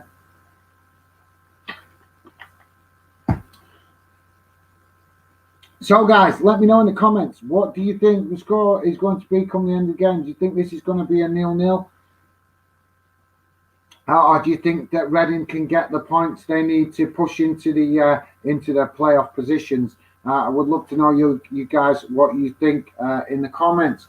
Keep the comments coming, guys, because like I say, doing these live streams to involve you guys in the show. Had plenty of people actually asking me to do live streams. Personally, myself, with the channel still obviously in the early stages of building, I would have preferred to have sticked with recorded videos, just because there isn't obviously a big audience around the channel. But obviously, as I'm speaking to other YouTubers and some of you guys on social media, people telling me that it's best to do live streams. So that's why I'm doing the live streams, guys. Because obviously, not only that, it's the opportunity to get you guys involved in the chat that don't want to come on camera. If you guys are interested in coming on the channel on camera, happy to be on camera and come and share your opinions, your thoughts of your club or general UK football, you are welcome. Get in touch with me on social media. Fanden is building to get you guys involved. Like I said, guys, at the moment, we're doing this kind of round the grounds thing to just get visibility to the channel. So not all streams are going to be booming because, like I say, the channel is not known well enough yet. And I'm well aware of that. And that is part of the reason to do these live streams, to get the channel out there more and get more fans to know about Football Fanden as we start to try and grow the channel. So yeah, guys, very much interested to hear from you guys in the chat. And also, you can get in touch with me on social media because if you guys are not aware, we are building groups on social media to involve fans. So if you're on Facebook, we've got a Facebook group going. We're also, if you're on Instagram, you can follow us on Instagram. We've got groups going on Instagram to get you guys involved. And these are not promotion groups, guys, either. These are chat groups trying to get you guys involved in and around the channel to create Fanden, to build Fanden into a fan community, because that's what the channel is going to be, guys. It's going to be your channel for you to come and get involved, to share your thoughts, your opinions, because we want to hear from you guys with regards to your club, because nobody knows the club better than fans. I don't care what these pundits say on telly and on news channels and all the other YouTubers out there. Massive respect to them and what they do. But, you know, nobody knows clubs better than fans. So that is what Football Fanden is about. It's about respecting that, guys. And it's about giving you guys the opportunity to come and share your opinions about your clubs and share it with the whole fan community so people get the first-hand knowledge from you, the fans that know that your club's the best. So, guys, it's still 0-0 in this game.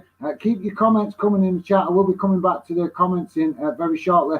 But yeah, keep your comments coming. Wanting to get you guys involved in the show. And just Reading just had another opportunity on goal that's gone out for. I think it's gone out for a corner. Yeah, it's gone out for a corner. So Reading getting another corner and really starting to try and pile the pressure on Cardiff.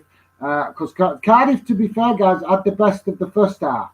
And at the minute, the way it's going, it's looking like Reading are having the best of the second half. But obviously, we're only 15 minutes into the second half. So, you know, plenty of time for Cardiff to get back into it, so to speak, possession-wise. I'm speaking possession-wise here, guys. But yeah, Cardiff having the best of the first half, Reading having the best of the second half so far. But like I said, guys, just not enough actual goal-scoring opportunities. Plenty of been a bit more goal-mouth action, but not so much actual, efforts on goal, if you like. So, guys, let me know what you guys think. Is it going to finish 0-0? Are you watching another game around the UK?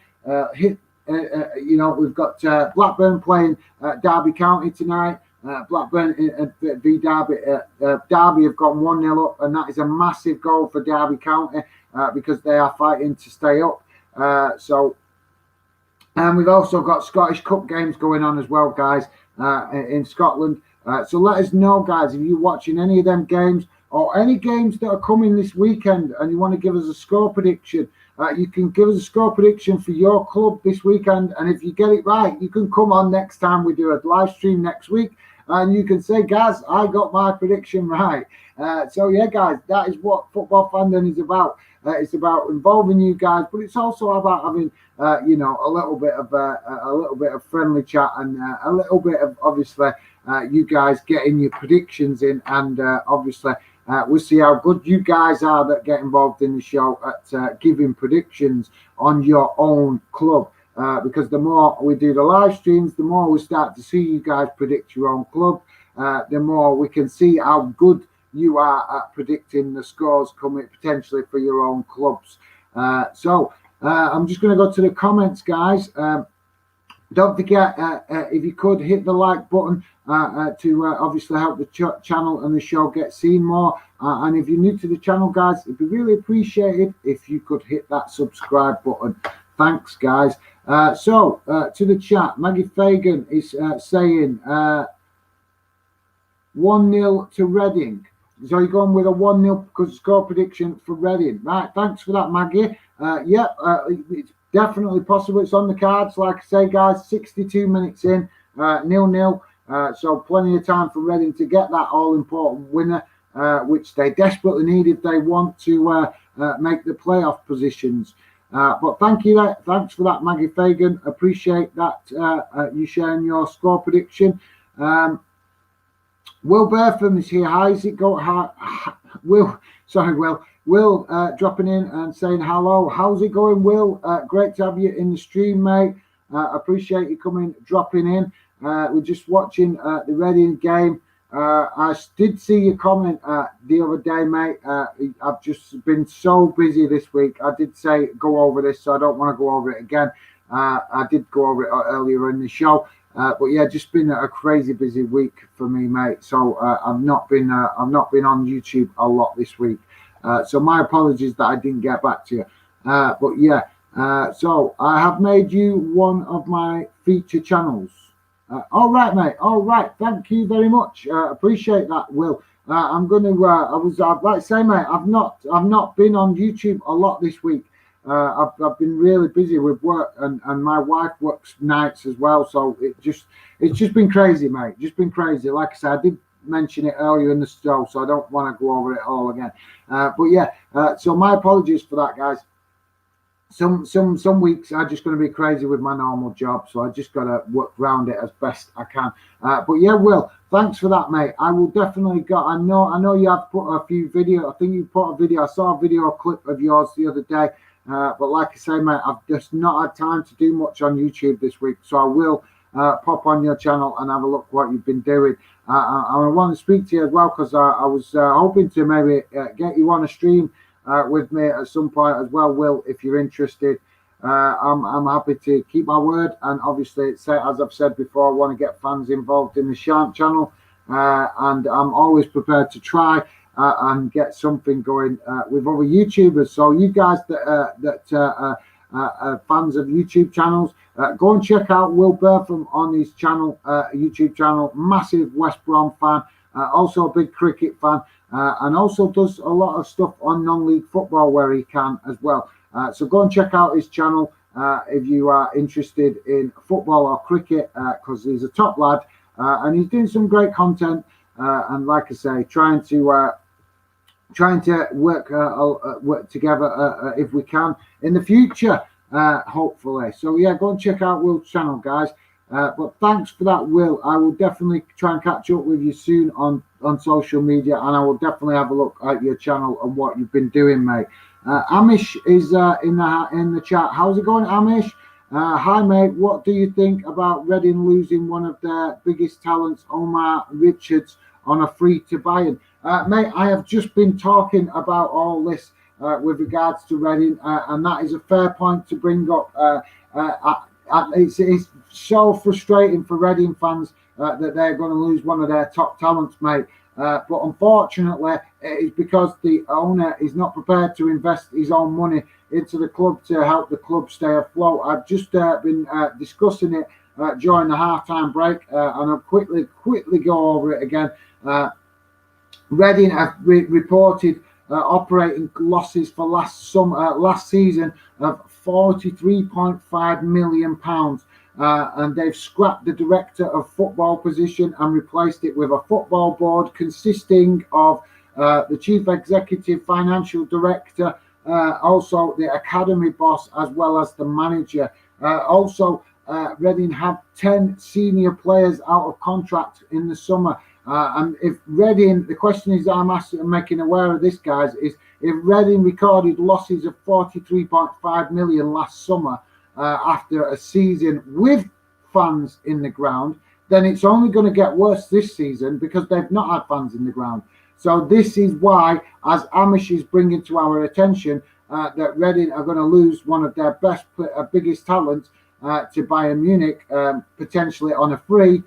This is why, because Reading just do not have the money to offer their best players a new contract that is going to keep them players at the club. They just do not have that money. They are, like I said, guys, that is the research I've done, that they are reported losses of 43.5 million for last summer for operating losses.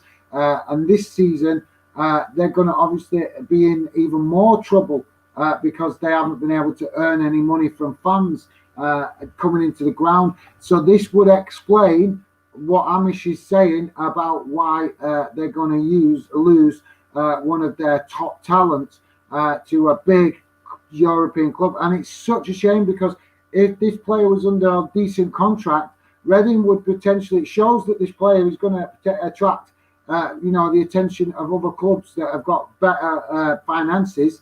And it's just a shame that they're going to miss out on making something off the player. Even if it was only a couple of £1 million, it would help Reading financially right now with the trouble that they're in. So Reading are desperate to get this final promotion spot, guys. So thanks for raising that point, Amish. You're right to raise it, and that is the reason why, mate. That is why, and I have every sympathy for Reading fans that must be so frustrated seeing this happen, because I've just been highlighting, guys, that Cardiff's owner has reportedly been propping Cardiff up with cash injections per month as much as £3 million, apparently. Now, don't quote me on it. I'm not saying it's 100% accurate, but this shows the difference in the two clubs, guys. You have got one owner that is prepared to fill that gap of the loss that the club is not making from revenue from fans, and he's pumping regular payments, monthly payments into the club to help the club sustain itself and keep the club financially in a financially stable footing. And then we have Reading with their owner and not investing any of his own money into the club, and talking about retail parks. He's talking, he's talking about investing in retail parks. This is bizarre, guys. This is the difference. This is the problem with the EFL not doing the correct and proper checks on these owners. We got one owner that is clearly investing in the club for Cardiff because he's interested in the football side of the club and stabilising the club football-wise and the community around the club as well. And then at Reading, their owner is more interested in building retail parks than actually putting some money into the club to help them, bring these record losses down. And it beggars belief, guys, that what are the EFL doing to do these correct and proper checks on these owners? Because this is just the complete contrast of two different owners. And like Amish is saying, with regards to Reading potentially losing one of their top talents. So keep your comments coming. Let's see what else you guys are saying. Will Bertham is saying, correct me if I'm wrong, but aren't Reading doing well this season? They might be doing well on the field, mate, but I'm not talking about on the field. I am talking about the finances that the club are in. They recorded losses last season of 43.5 million operating losses. Now that was with fans in the ground. So if they have not got the money coming in this season from fans in the ground, then logic says that them losses potentially could go even higher. So this is what I'm talking about, mate. I'm not saying Reading are not doing well on the field. They are doing well on the field. We've seen that because they're in, a push for promotion. So you are correct there, Will, and thanks for raising that point, mate. But what I'm saying is, I'm talking about the financials, the stuff that is going on that fans are not always getting the picture of, the stuff that's going on behind the scenes. These kind of losses are record losses. We've got the club talking about having meetings. There is plans for meetings, guys, within the Reading structure to potentially let as many as 10 players go this summer that are out of contract. So 10 of the senior players that are out of contract. The club are just happy to let them go. They're not looking to give these players new contract. They're just happy to get them off the books to reduce the bill of the financial stress on the wage bill for the club. This is concerning, guys. This is really concerning because, I'm not a Reading fan. I'm a fan of football, but obviously for a Reading fan, this is going the wrong way. This is only going to lead one way. It's going to lead in exactly the same direction, in my opinion, as what happened with my own club, Bolton, and that is they're going to fall out of the Championship. They're going to fall into League One. The finances are going to get even worse, and they're going to end up potentially in League Two and possibly even going bankrupt, guys. But fingers crossed this doesn't happen. But this is the point, guys. Will is highlighting that Reading are having a good season. They are having a cracking season on the field, no question about that. But off the field, their finances are stretched to the max, guys. They are stretched to the max. It is so crucial for Reading to try and achieve promotion this season to try and take that reduce that financial pressure. But yes, Will, you are 100% right, mate. Reading are having a decent season on the field. So thanks for highlighting that. But like I say, mate, I was trying to address some of the financial stuff that is not getting reported in the mainstream media.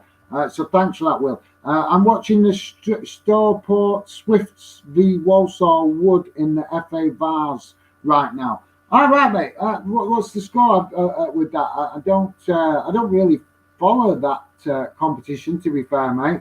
I have enough trouble trying to follow all the different leagues with normal work commitments. So let us know, mate, what's going on with that game. That's good. I think that's a non-league game, isn't it, if I remember correctly.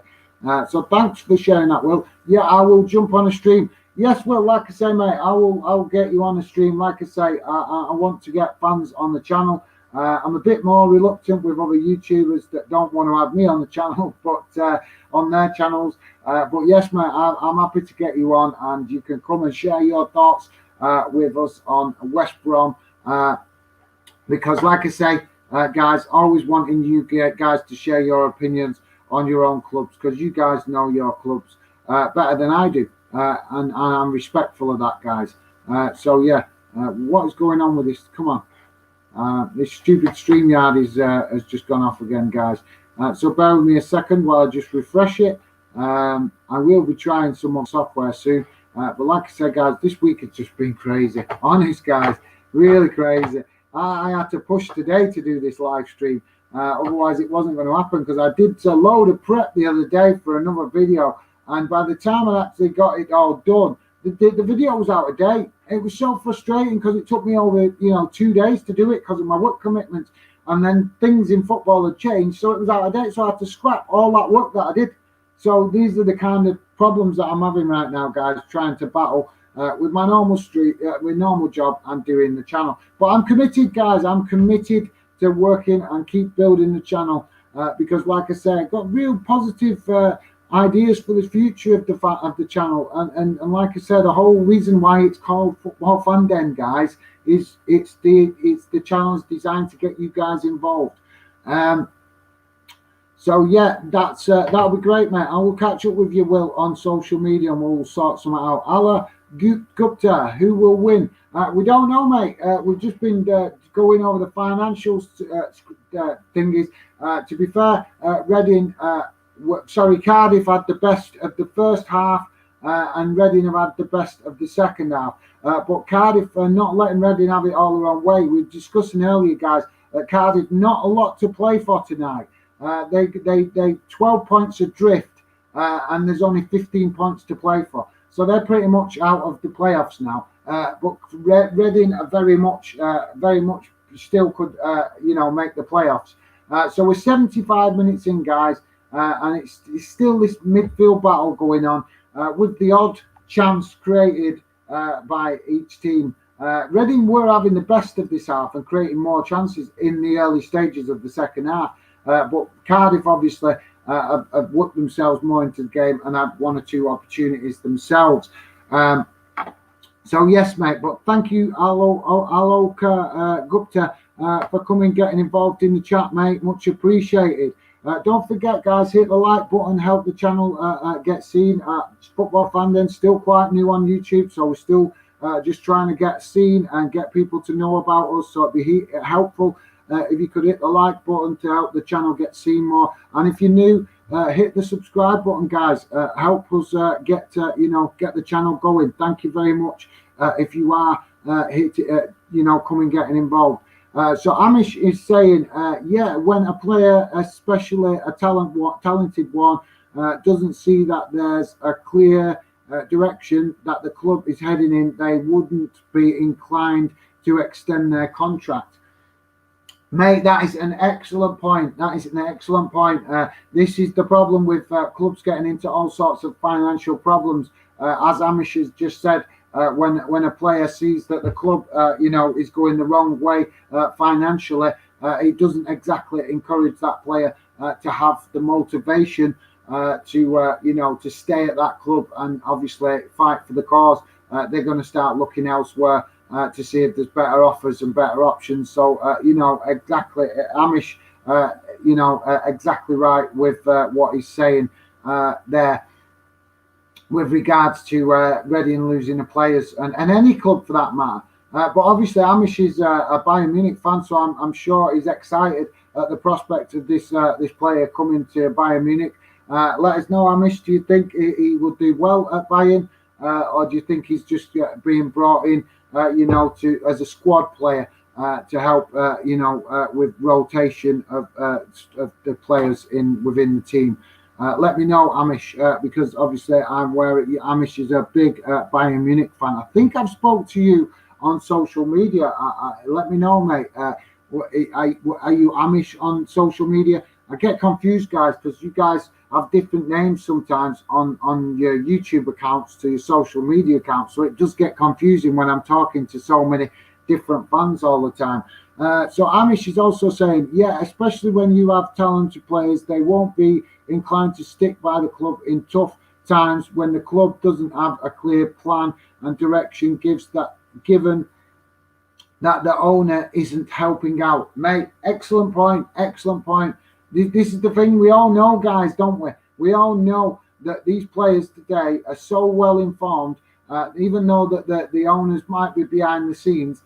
Players are well aware of what owners are doing behind the scenes and how much passion and desire and commitment they have for the club, because they see that, they pick up on it, they see it, and they pick up on it by how involved that owner is getting involved.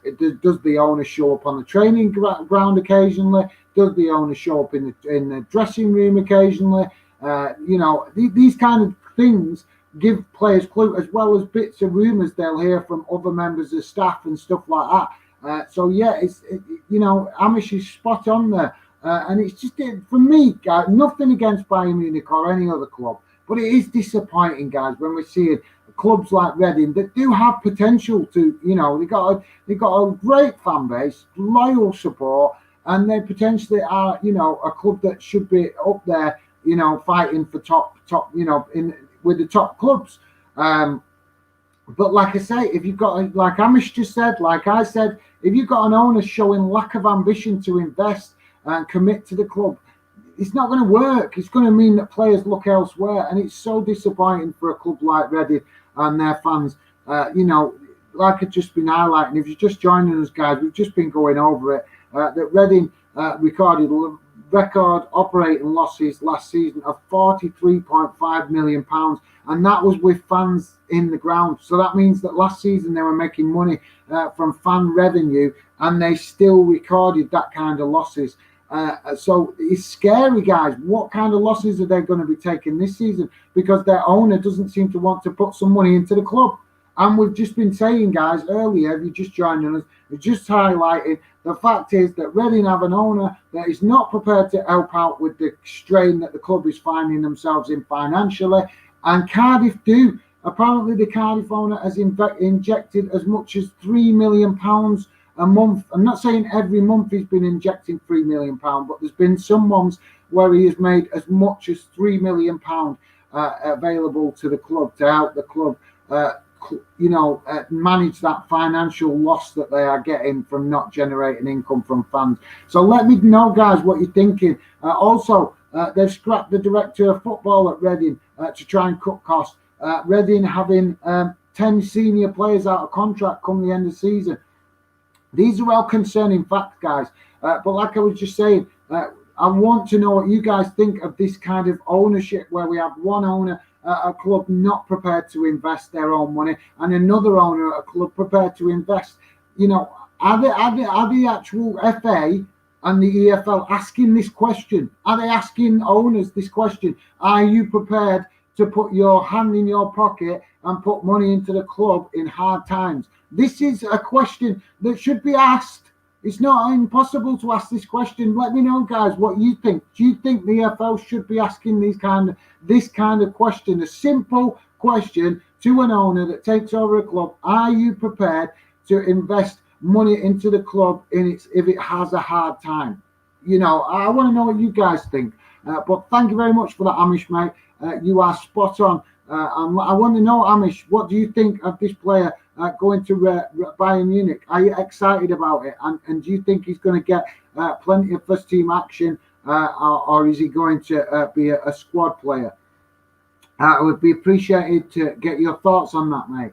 Will Bertham, it's currently 0-0. What's that? Sorry, the game you're watching. Right, mate. Sorry, any chance of a goal in that, Will? Let us know, mate. I'm just going to quickly refresh and try and find out. So Will is just giving us an update. He's saying it's 0-0 in the game that he's watching, which is a non-league game, I think. And I can't remind the FA Vars trophy. So that's what Will is watching. So he's just giving us an update in the game there that it's 0-0.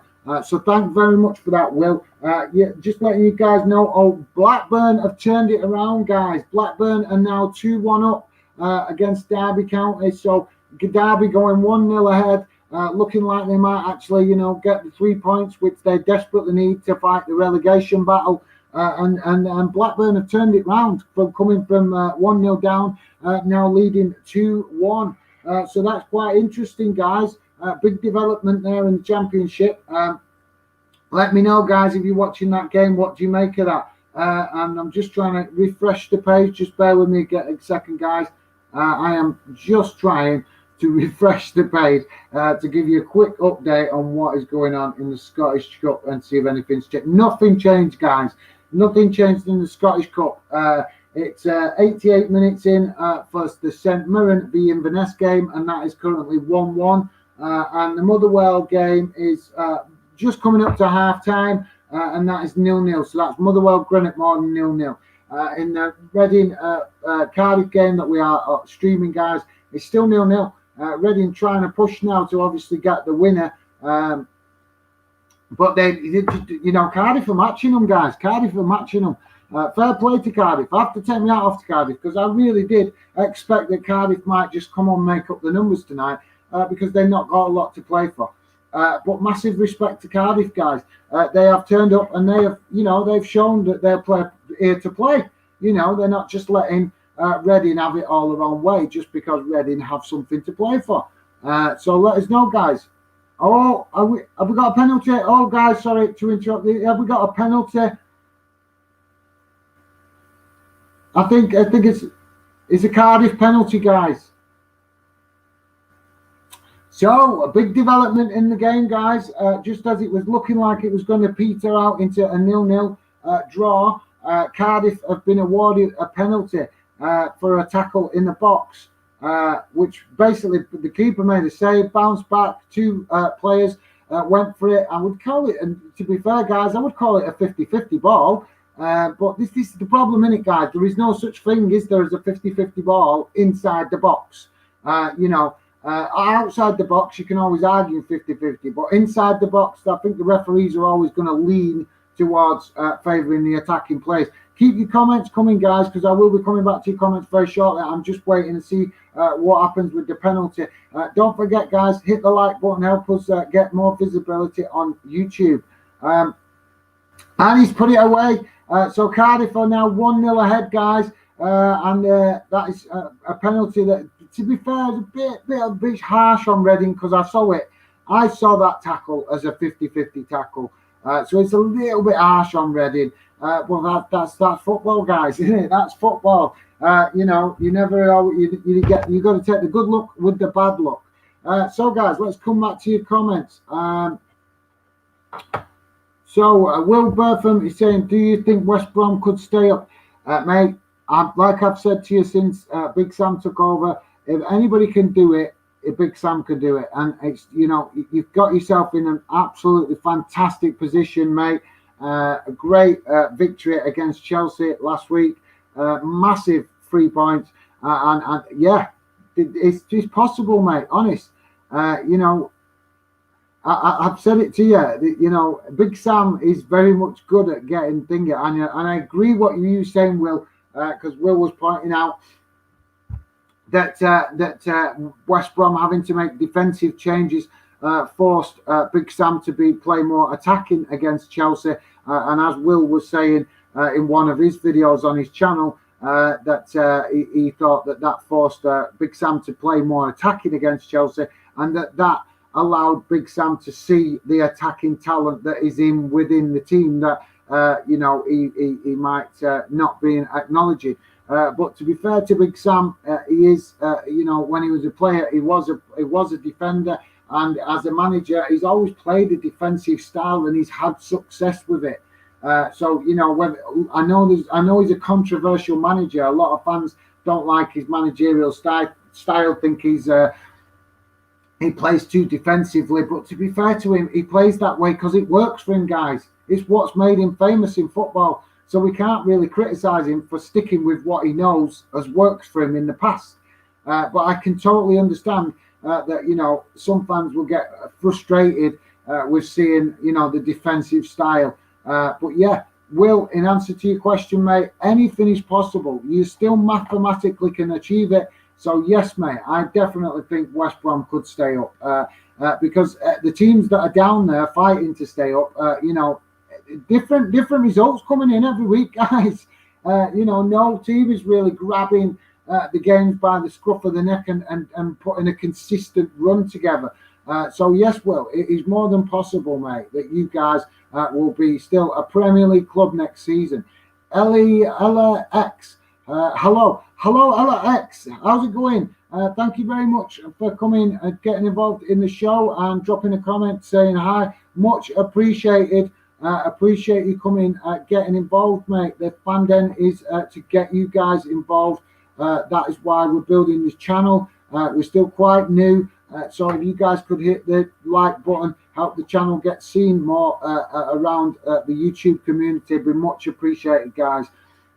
But yes, Ella X, thank you very much for dropping in the show. Ella is saying hello. I play for Birmingham under 14s. Ah, right, fascinating. That's interesting, mate. Let us know, mate. Let us know how you're getting on with that. We're interested. I was just saying earlier, guys, if you're interested, I did a stream. The last stream that I did for the Arsenal game, we had JJ on, who has just been invited to the Newcastle youth setup. So he's just got into the youth setup of Newcastle. So we obviously gave us some insight to his progress within the youth setup and how he's got there. So go and check that out, guys. It's the first half of the Arsenal live stream. But yeah, it's great to hear that we've got another fan watching the channel that is also a youth player trying to approach to get involved, get and achieve in football. So like I say, Ella, let us know how long have you been involved in the under 14s, and get, drop us a follow on social media, Twitter or Instagram, and I'd love to talk to you some more about that, mate, because I'm very much interested in you guys that are football fans, but also looking and working to achieve potentially being a football player. We definitely, as the channel grows and builds, we will be looking at that as something to be supportive to you guys that are trying to achieve success as players. So thank you very much, Ella X, for that. Great to know another youth player watching the channel, or potential youth player. I'd love to know more about that, mate. So come and get involved. Let us know in the comments, or you can get in touch with me on social media, mate, because I'd love to talk to you more about that, and maybe we could share some of that with the fan community. Amish is saying Omar Richards has been signed by Bayern mainly to be backup for Alphonso Davies, but according to the news in the Munich, Bayern are planning to trial him at right back, given that he is two-footed. All right, mate. Well, that is absolutely that is fair dues. That's fair dues. Yeah, why not? If he can fill in right back, and that is a problem position for Bayern Munich, then why not? Why not give that a try? That is fair dues, mate. Excellent. So he potentially could become, he's going to be given. So basically, what you're saying, mate, is he's going to be given, a number of opportunities to potentially break into into the Bayern team on a regular basis. So yeah, mate, thanks for sharing that with us. That's great, a great bit of insight. Thank you very much, Amish. Let us know, mate. Are you on YouTube or are you on social media? If you have a social media account, because I'm sure I've talked to you on social media. Letting you know, guys, the game is coming towards the end now. 5 minutes time added on. Cardiff 1-0 up. So obviously, still, a couple of minutes to play. And I'll probably run the stream for a few minutes after, guys. But we will not be running it too late because I'm on the wrong camera to do, and it's starting to go dark. So the camera might go dark on me because I've not got it on night setting. So yeah, guys. Like I said, guys, Reading pushing to try and get an equaliser. But to be fair, guys, I think Reading have wasted their opportunities in this game. They've not gone for it. They've not gone for it enough. They could have gone for it more, and they haven't. So let us know, guys, what you think of Reading's performance tonight if you've watched the game. Like I said, for me, I don't think they've shown enough desire in the game. And it's looking like it's going to potentially lead to a grim few months for Reading fans if Reading cannot make the playoffs. Amish is saying, I believe Richards has potential to become a starter Oh, Reading have grabbed an equaliser, guys. Reading have levelled it late on. Reading have just slammed in an equaliser. Sorry, Amish. I will come back to your comment in a second, mate. But yeah, I missed that because I was just reading Amish's comment. So just let me quickly watch that. So Reading take a corner. I'm not sure who's doing it, but yeah, it's basically a smash and grab header, guys. Absolutely fantastic. Why Reading not tried something like that earlier? You know, so we have nothing all the way through this game. Typical game, guys. Friday night game, no activity, midfield scrap all the way through it. Not many chances created on goal, and then right at the end, we get a goal either end. We have a penalty for Cardiff, and Reading have just gone and levelled up the other end with a fantastic header to grab to pull it level 1-1. So yeah, guys, let us know if you are watching this game. What's your thoughts? I will come to the comments in a minute, guys. But as you can imagine, I'm just trying to take in what's going on because the game has suddenly sprung to life after doing a whole stream and looking for a bit of serious, goal mouth action, which there wasn't a lot of, to be fair. It's just suddenly sprung into action a bit. So I think the referee's going to blow for full time. Yeah, and he has done, guys. So the full time whistle goes and it ends 1-1. We're really disappointing, really, guys, because both clubs had the opportunity to grab this to grab the game by the scruff of the neck and grab the win, and neither club took the chances. To be fair, guys. So it's petered out and it's finished 1-1. I'm not sure what's going on in the other game, guys. I know that Blackburn were winning 2-1, so I'll just quickly check. I'll come back to your comments in a minute, guys. Just bear with me a second. I'm just trying to refresh the page, guys. So just quickly to the Scottish Cup, guys. The St Mirren has won 2-1 against Inverness. So disappointing for Inverness fans because they had the amazing victory in the last round, beating their local rivals in the Highland Derby. But not to be this season for Inverness. St Mirren winning 2-1. The Motherwell game is at half-time. Motherwell v Greenock Morton, and that is 0-0. And just a quick one, guys. Let's see. Blackburn, I think, has finished. I'm just checking. Just bear with me a second, guys. I'm just checking what the Blackburn Derby game finished. Oh, come on.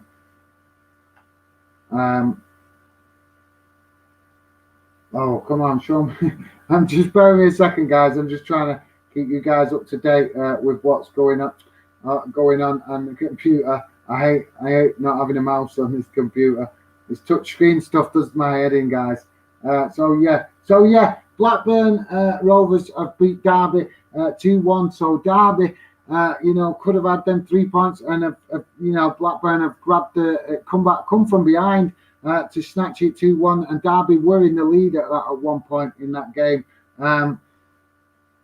So yeah, guys, not to be for Derby tonight. Derby County is still very much going to be fighting for points to try and avoid the drop.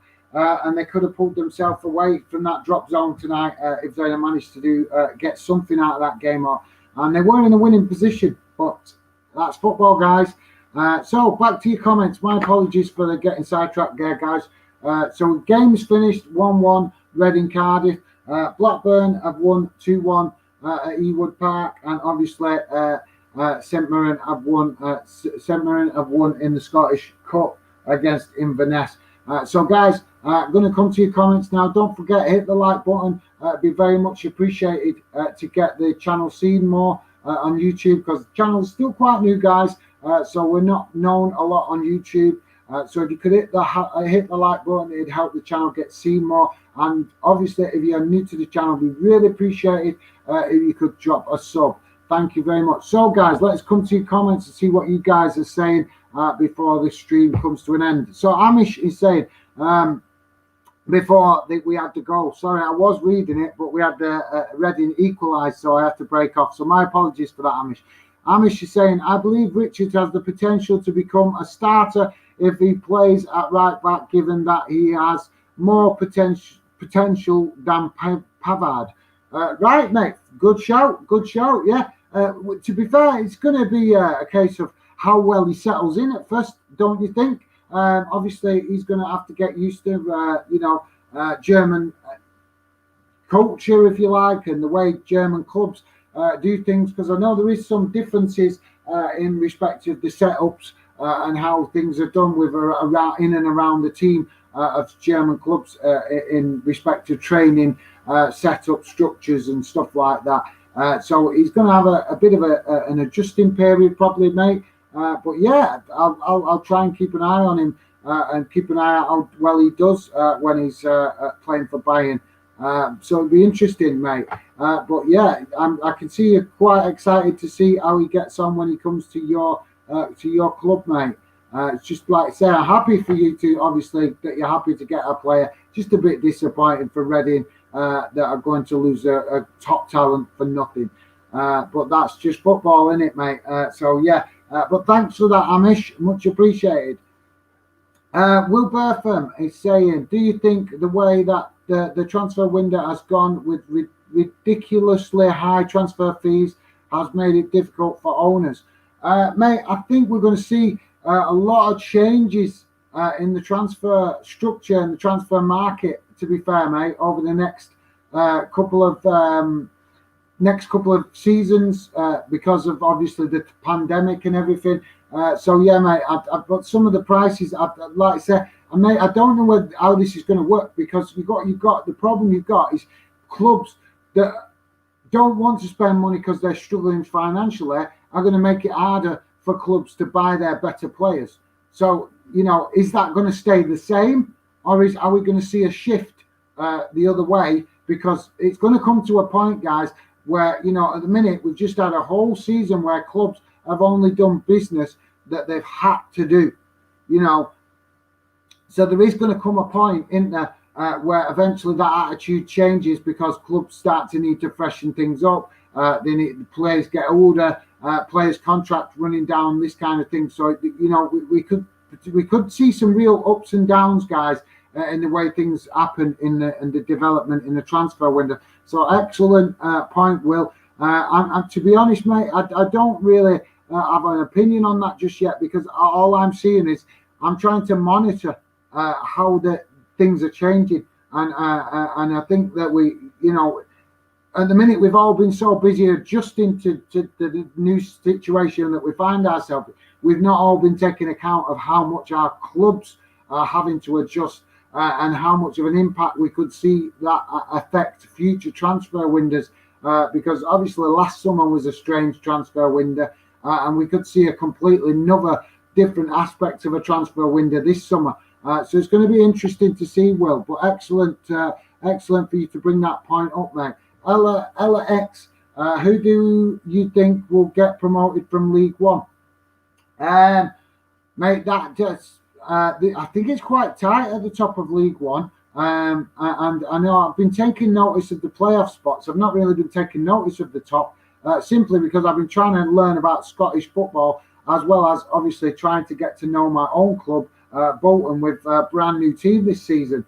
So to be fair, Ella, my apologies, but I am not 100% brushed up on League One's battle at the top. I know that Portsmouth are in the playoff fight, and there's a couple of other clubs.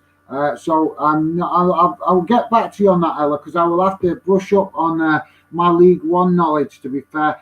Because like I say, I've been trying to learn so much, guys, to try and make the channel for you guys, to be fair to all you fans of all different UK clubs. So I'm trying to work my way around different leagues to get to know clubs that I'm not as familiar with. So my apologies, guys, that I'm not brushed up with everything. I just believe in being honest. There's no point me sitting here saying, yes, I know this and yes, I know that. I work full time, guys, so there's only so much football stuff I can absorb in a day. Ella X is saying, I used to play for West Brom when I was 8, and last year I got scouted by Birmingham, but I actually support Aston Villa. Right, Ella, that is absolutely fascinating. Because obviously down there in the Midlands, there is big rivalries with these three clubs.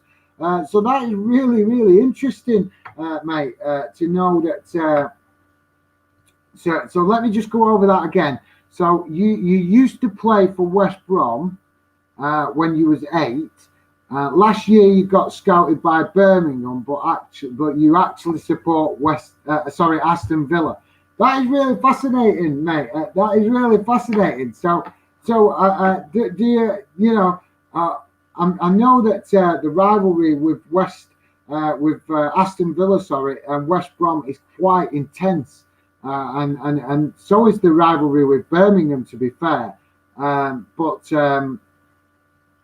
obviously Birmingham have been quite underachieving in the last few years, so I haven't really noticed a lot of rivalry directed between Aston Villa and Birmingham, to be fair. But yeah, Ella, listen, like I said, if you are playing in the youth setup, I really want to talk to you on social media and know more about this because it's fantastic. So you are playing at the under-14s level now for Birmingham. Have I got that right? You are playing for Birmingham at the under-14s level, because that is, like I said, I'd love to speak to you more on social media to know how you got there, mate. How you've done it, and obviously I'm presuming that your parents are being 1,000% supportive, and obviously trying to encourage you to achieving that, which is absolutely fantastic. People like Ella could do really well because, guys, this is one of the things with all this pandemic going on. We could see big changes with clubs and their attitude towards homegrown talent.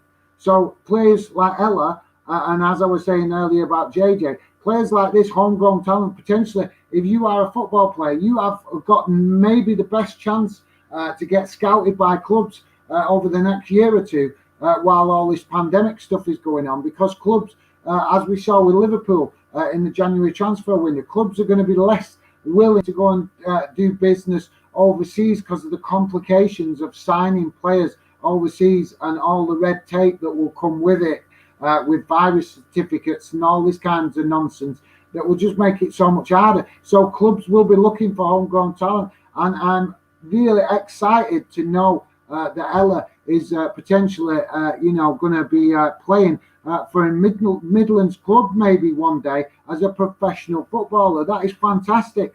So yeah, Ella, let us know if you are on social media. I would love to talk to you more about that and possibly get more information off you about it.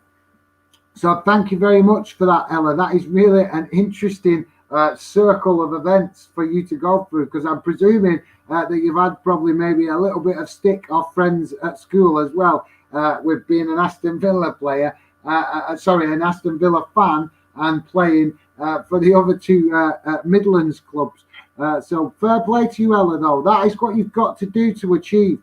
Obviously, you support Aston Villa and your loyalty as a fan is with Aston Villa. But if you want to achieve in the game, this is what people, you have to sometimes put your own personal loyalty to your club as a fan to one side to achieve success in football, and respect, massive respect to Ella for that. Amish is saying, yeah, I've spoken with you on Instagram and Twitter. Yeah, I think, was you the guy that followed that I started following a few weeks ago? Was it on the last stream or the stream before that? If you are, mate, drop us a message on Instagram, because then I can invite you to the end of season chat and can start getting to know you a bit more. If any of you guys are interested to get to know me or what the fan den is about, let me know. Come and get involved on social media stuff, because like I said, guys, I am trying to create a fan community around the channel. Fan Den is here for you guys, to get you guys involved in the channel. If you want to be involved on the channel and show and come and do a video, you're welcome. Or if you just want to get involved in the live chats because you don't like being on camera, that is perfectly fine. But the whole point, guys, is that Football Fan Den UK is here for you guys to have a voice in the football world. That is what we're working towards. And as we work towards that, we're working to build a community for you guys to be involved in. So thanks for that, Amish. I will hopefully hear from you on Instagram and I can get you involved in the live chat. In the group chat on Instagram, because I really appreciate that you're coming, getting involved in the show, mate. Will Bertham, hit the like button. Yes, Will, thanks for that, mate. With massive appreciation for that and reminding me. You guys that might be new to the channel, really appreciate it. If you like what we're about, like I said, guys, we are still quite a new YouTube channel. We're not established. There's a lot of work to be done yet. So your support is massively appreciated. And some of you guys, Will, Dylan, there's too many to name, guys. And obviously we've got Amish started to show up regular in streams. So the support that some of you guys are showing for the channel is massive, and it's really appreciated. Because like I say, I've got bigger and better ideas, guys, for the future of the channel. But at the minute, it's just about doing these live streams, squeezing it in and around my normal job, and going around different games to try and get the channel seen and get fans knowing about us, because we're not known about yet, guys, in the YouTube community.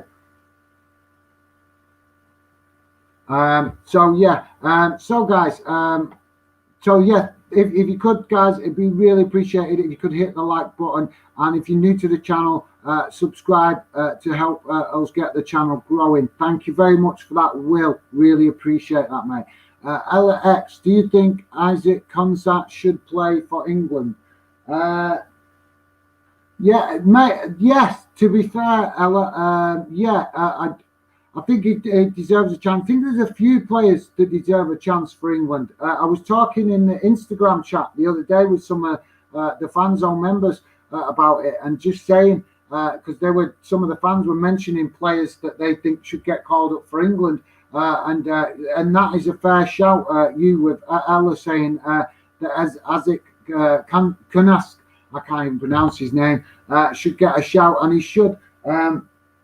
Because we are in need of a central defender that's strong, so he could do that.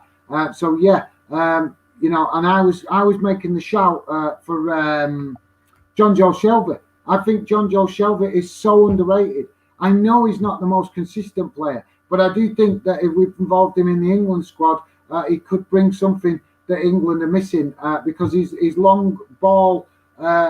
He's so accurate when he plays long balls. He can pinpoint passes, real long passes, and I think that could be something that could really be useful to England in the tournament, even if he's only coming on off the bench. But Ella also given another good shout as in regards to Azric Konas, and that is a fair shout. It's going to be interesting to see what Gareth Southgate's team is going to be, because I think it's going to be so disappointing for a few players. And also, guys, I want to know what you guys think about Alexander-Arnold Trent getting dropped by Gareth Southgate. Do you think that was right, or do you think it was wrong? Do you think it's a bit harsh? Let me know. But yeah, thanks for that, Ella. Massively appreciate that. So, guys, I'm just going to quickly run through the last of your comments, and then I'm going to call it a night. We'll be trying to do more streams, guys, as soon as possible, as in and around my work commitments. So keep an eye out, guys. Hit that subscribe button and turn the notification button on, because like I said, guys, we'll be doing more streams to do this round the ground thing. What we're doing round the grounds of all different UK clubs to get the channel seen, to get people knowing about us, and then working towards start doing a weekly show at some point in the future. Amish is saying, yeah, there are some differences in the culture and setup of German clubs, but German clubs are able to guide the players through those aspects. Mate, that sounds like I know you're exactly spot on, Amish. There is some fantastic setup going on in your German football with regards to their academies and their their training setups and stuff like that, as we keep seeing with some of the talent that is breaking through into clubs within the German leagues. We're seeing that on a regular basis now, that there is young talent breaking in to the teams like Dortmund and obviously I'll forget the name. I always get confused. Red Star Belgrade, is it? I always get confused because there's two Red Bull clubs, so I always get confused. But obviously Munich, Bayern Munich. got a really great academy set up. So yeah, mate, I'm sure. I was just making the point, Amish, that it might take him, a little bit of time to settle in because he's obviously new surroundings and stuff like that. But yeah, I have every confidence that Bayern Munich will be supportive, because one thing I've known is that Bayern Munich are very good getting players to play good. That sometimes have had a difficult spell at another club, as we saw last season. I think it was with Coutinho. He'd been having a tough time at Barcelona. He went to Real Madrid, and Real Madrid was supportive to him, and eventually he settled down and started scoring some goals and having an impact for Bayern. So yeah, fair play to that Amish. Massive respect, and I'm sure he's going to do well at Bayern with the support he will get there. LX, my friend at school don't really like football, to be fair. Well, Ella, like I say, we're building a football fan community around the channel on social media. So if you want to meet other football fans that you are, to get involved in, to meet other football fans around your own age, people I'm talking to, the groups I'm doing, guys, on social media, particularly Instagram, I've got different fans of all age groups. There's young fans, there's teenage fans, there's adult fans. It's open to all of you, and I manage it professionally. And the reason I manage it professionally is so that the youngsters are safe, and there's no bullying and no hate going on and none of this nonsense. So if you're interested in that, guys, get in touch with me on social media, and you can come and get involved, because like I say, we're trying to work towards building a community around the channel, and I want to get that's what Football Fandom is here for, guys, to get you guys involved and give you a voice in the football world. LX, when will I be doing the next stream? I will be doing one. I'm going to try, guys, to do more, but at the minute, all I can promise is that I can do try and do one stream a week because of my work commitments. But I am looking to try and do more. It's just because getting back into normal work now with the lockdown lifting, obviously it's impacting my availability to do stuff. But I'm committed, guys. I'm committed. Stick with it. As the channel grows, I will find more time to do stuff. Because obviously I'm in this for the long term, guys. This is not a 5-minute project. Football Fandom is here for you guys, to give you a voice, and I'm confident that in time it will grow. But at the minute, I'm also well aware, guys, that it's not a 5-minute project. It's a long-term project. So I'll just keep working on it and keep doing the live stream. So yeah, I was hoping to do a live stream this weekend to try and do an extra game.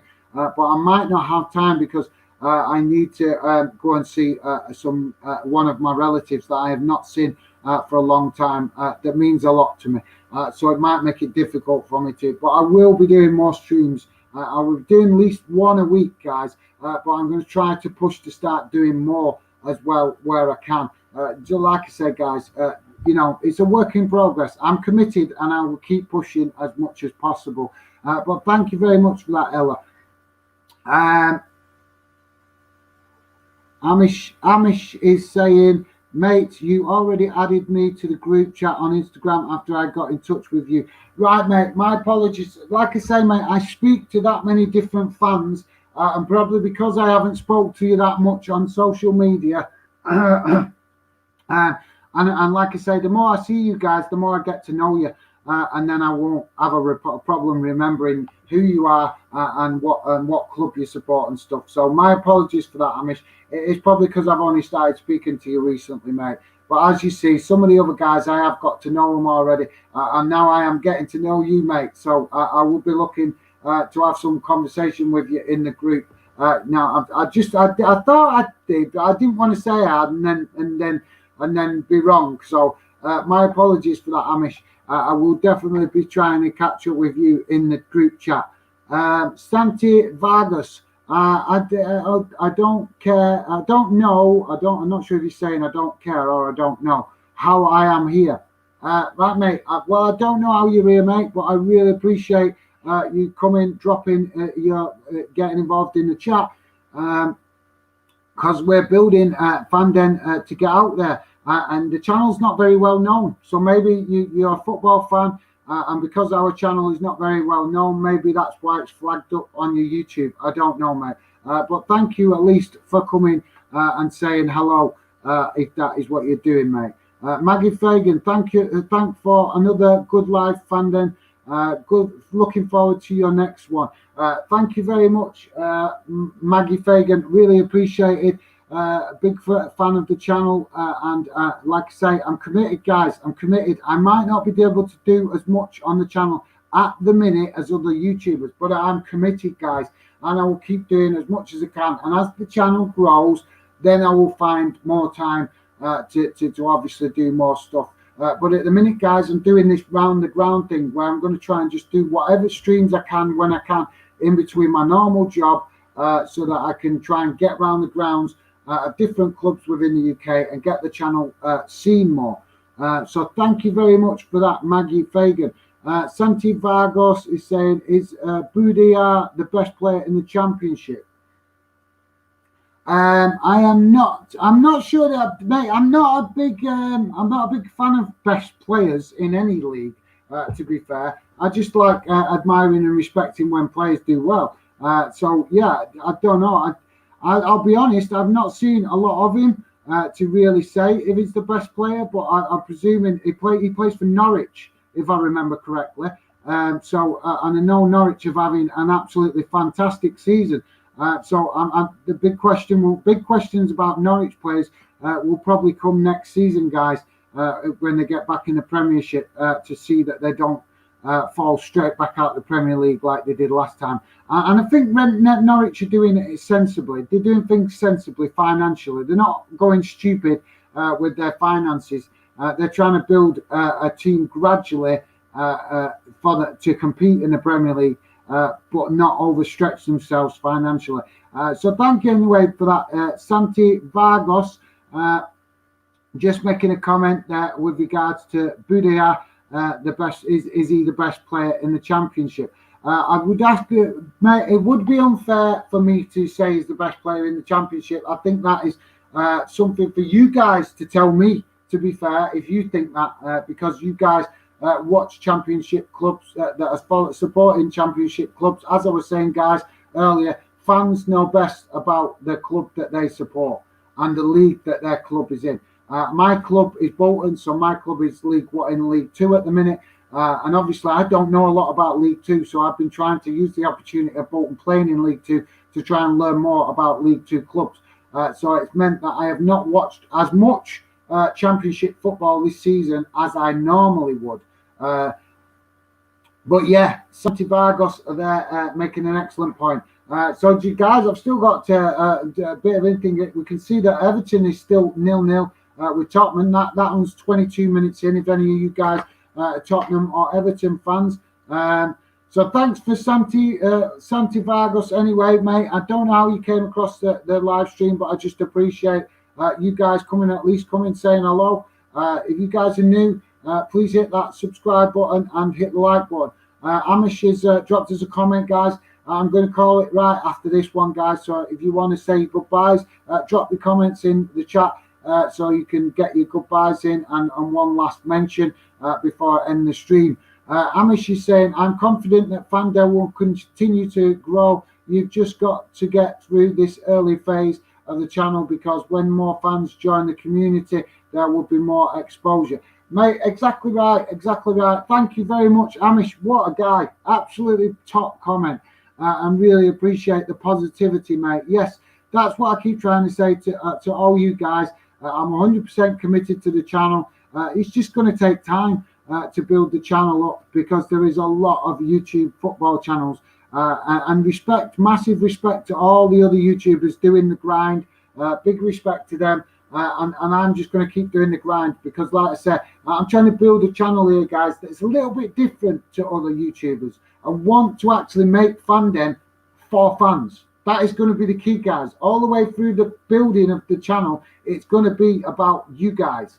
That's what the channel is. That's why it's called Football Fandom UK. It's about getting you guys involved, because nobody knows the clubs better than you guys, in my opinion. So thank you very much for that, Amish. I am definitely looking forward, mate, to talking to you more in the group chat I'm going to call it a night now, guys, because I have been at work all day. So I want to, and also obviously I want to try and maybe speak to some of you guys on social media. But thank you guys, massive appreciation for you coming, getting involved in the live chat and the live stream. Really appreciate it, and really appreciate the support that you guys have been giving, and I'm looking forward to the channel growing and doing more stuff. And some of the ideas I've got for the future of the channel, guys, I'm really looking forward to that. I'm going to be doing some stuff also over the next couple of weeks on social media to try and just do something positive, guys. We need some positivity because there's been such a disappointing last year. So I'm going to do some bits of fun stuff within the groups on Instagram particularly. So if you're interested in that, you can get in touch with me on social media. But thanks for joining the stream today, guys. I really appreciate all you guys coming and get involved in the show and in the channel. And like I say, I'm committed to the channel, guys. I'm going to keep just plodding along, doing this round the grounds tour until we get more fans interested and knowing about the channel, and then we will start to do a weekly show. That is the plan for the now. So thanks a lot, guys. Don't forget, hit that like button and subscribe if you're new. Be very much appreciated. Massive thank you to all you guys that have come and got involved in the live chat. And hopefully, guys, I will be speaking to you very soon. Take care and look after yourselves out there. Take care. Bye. Bye, guys.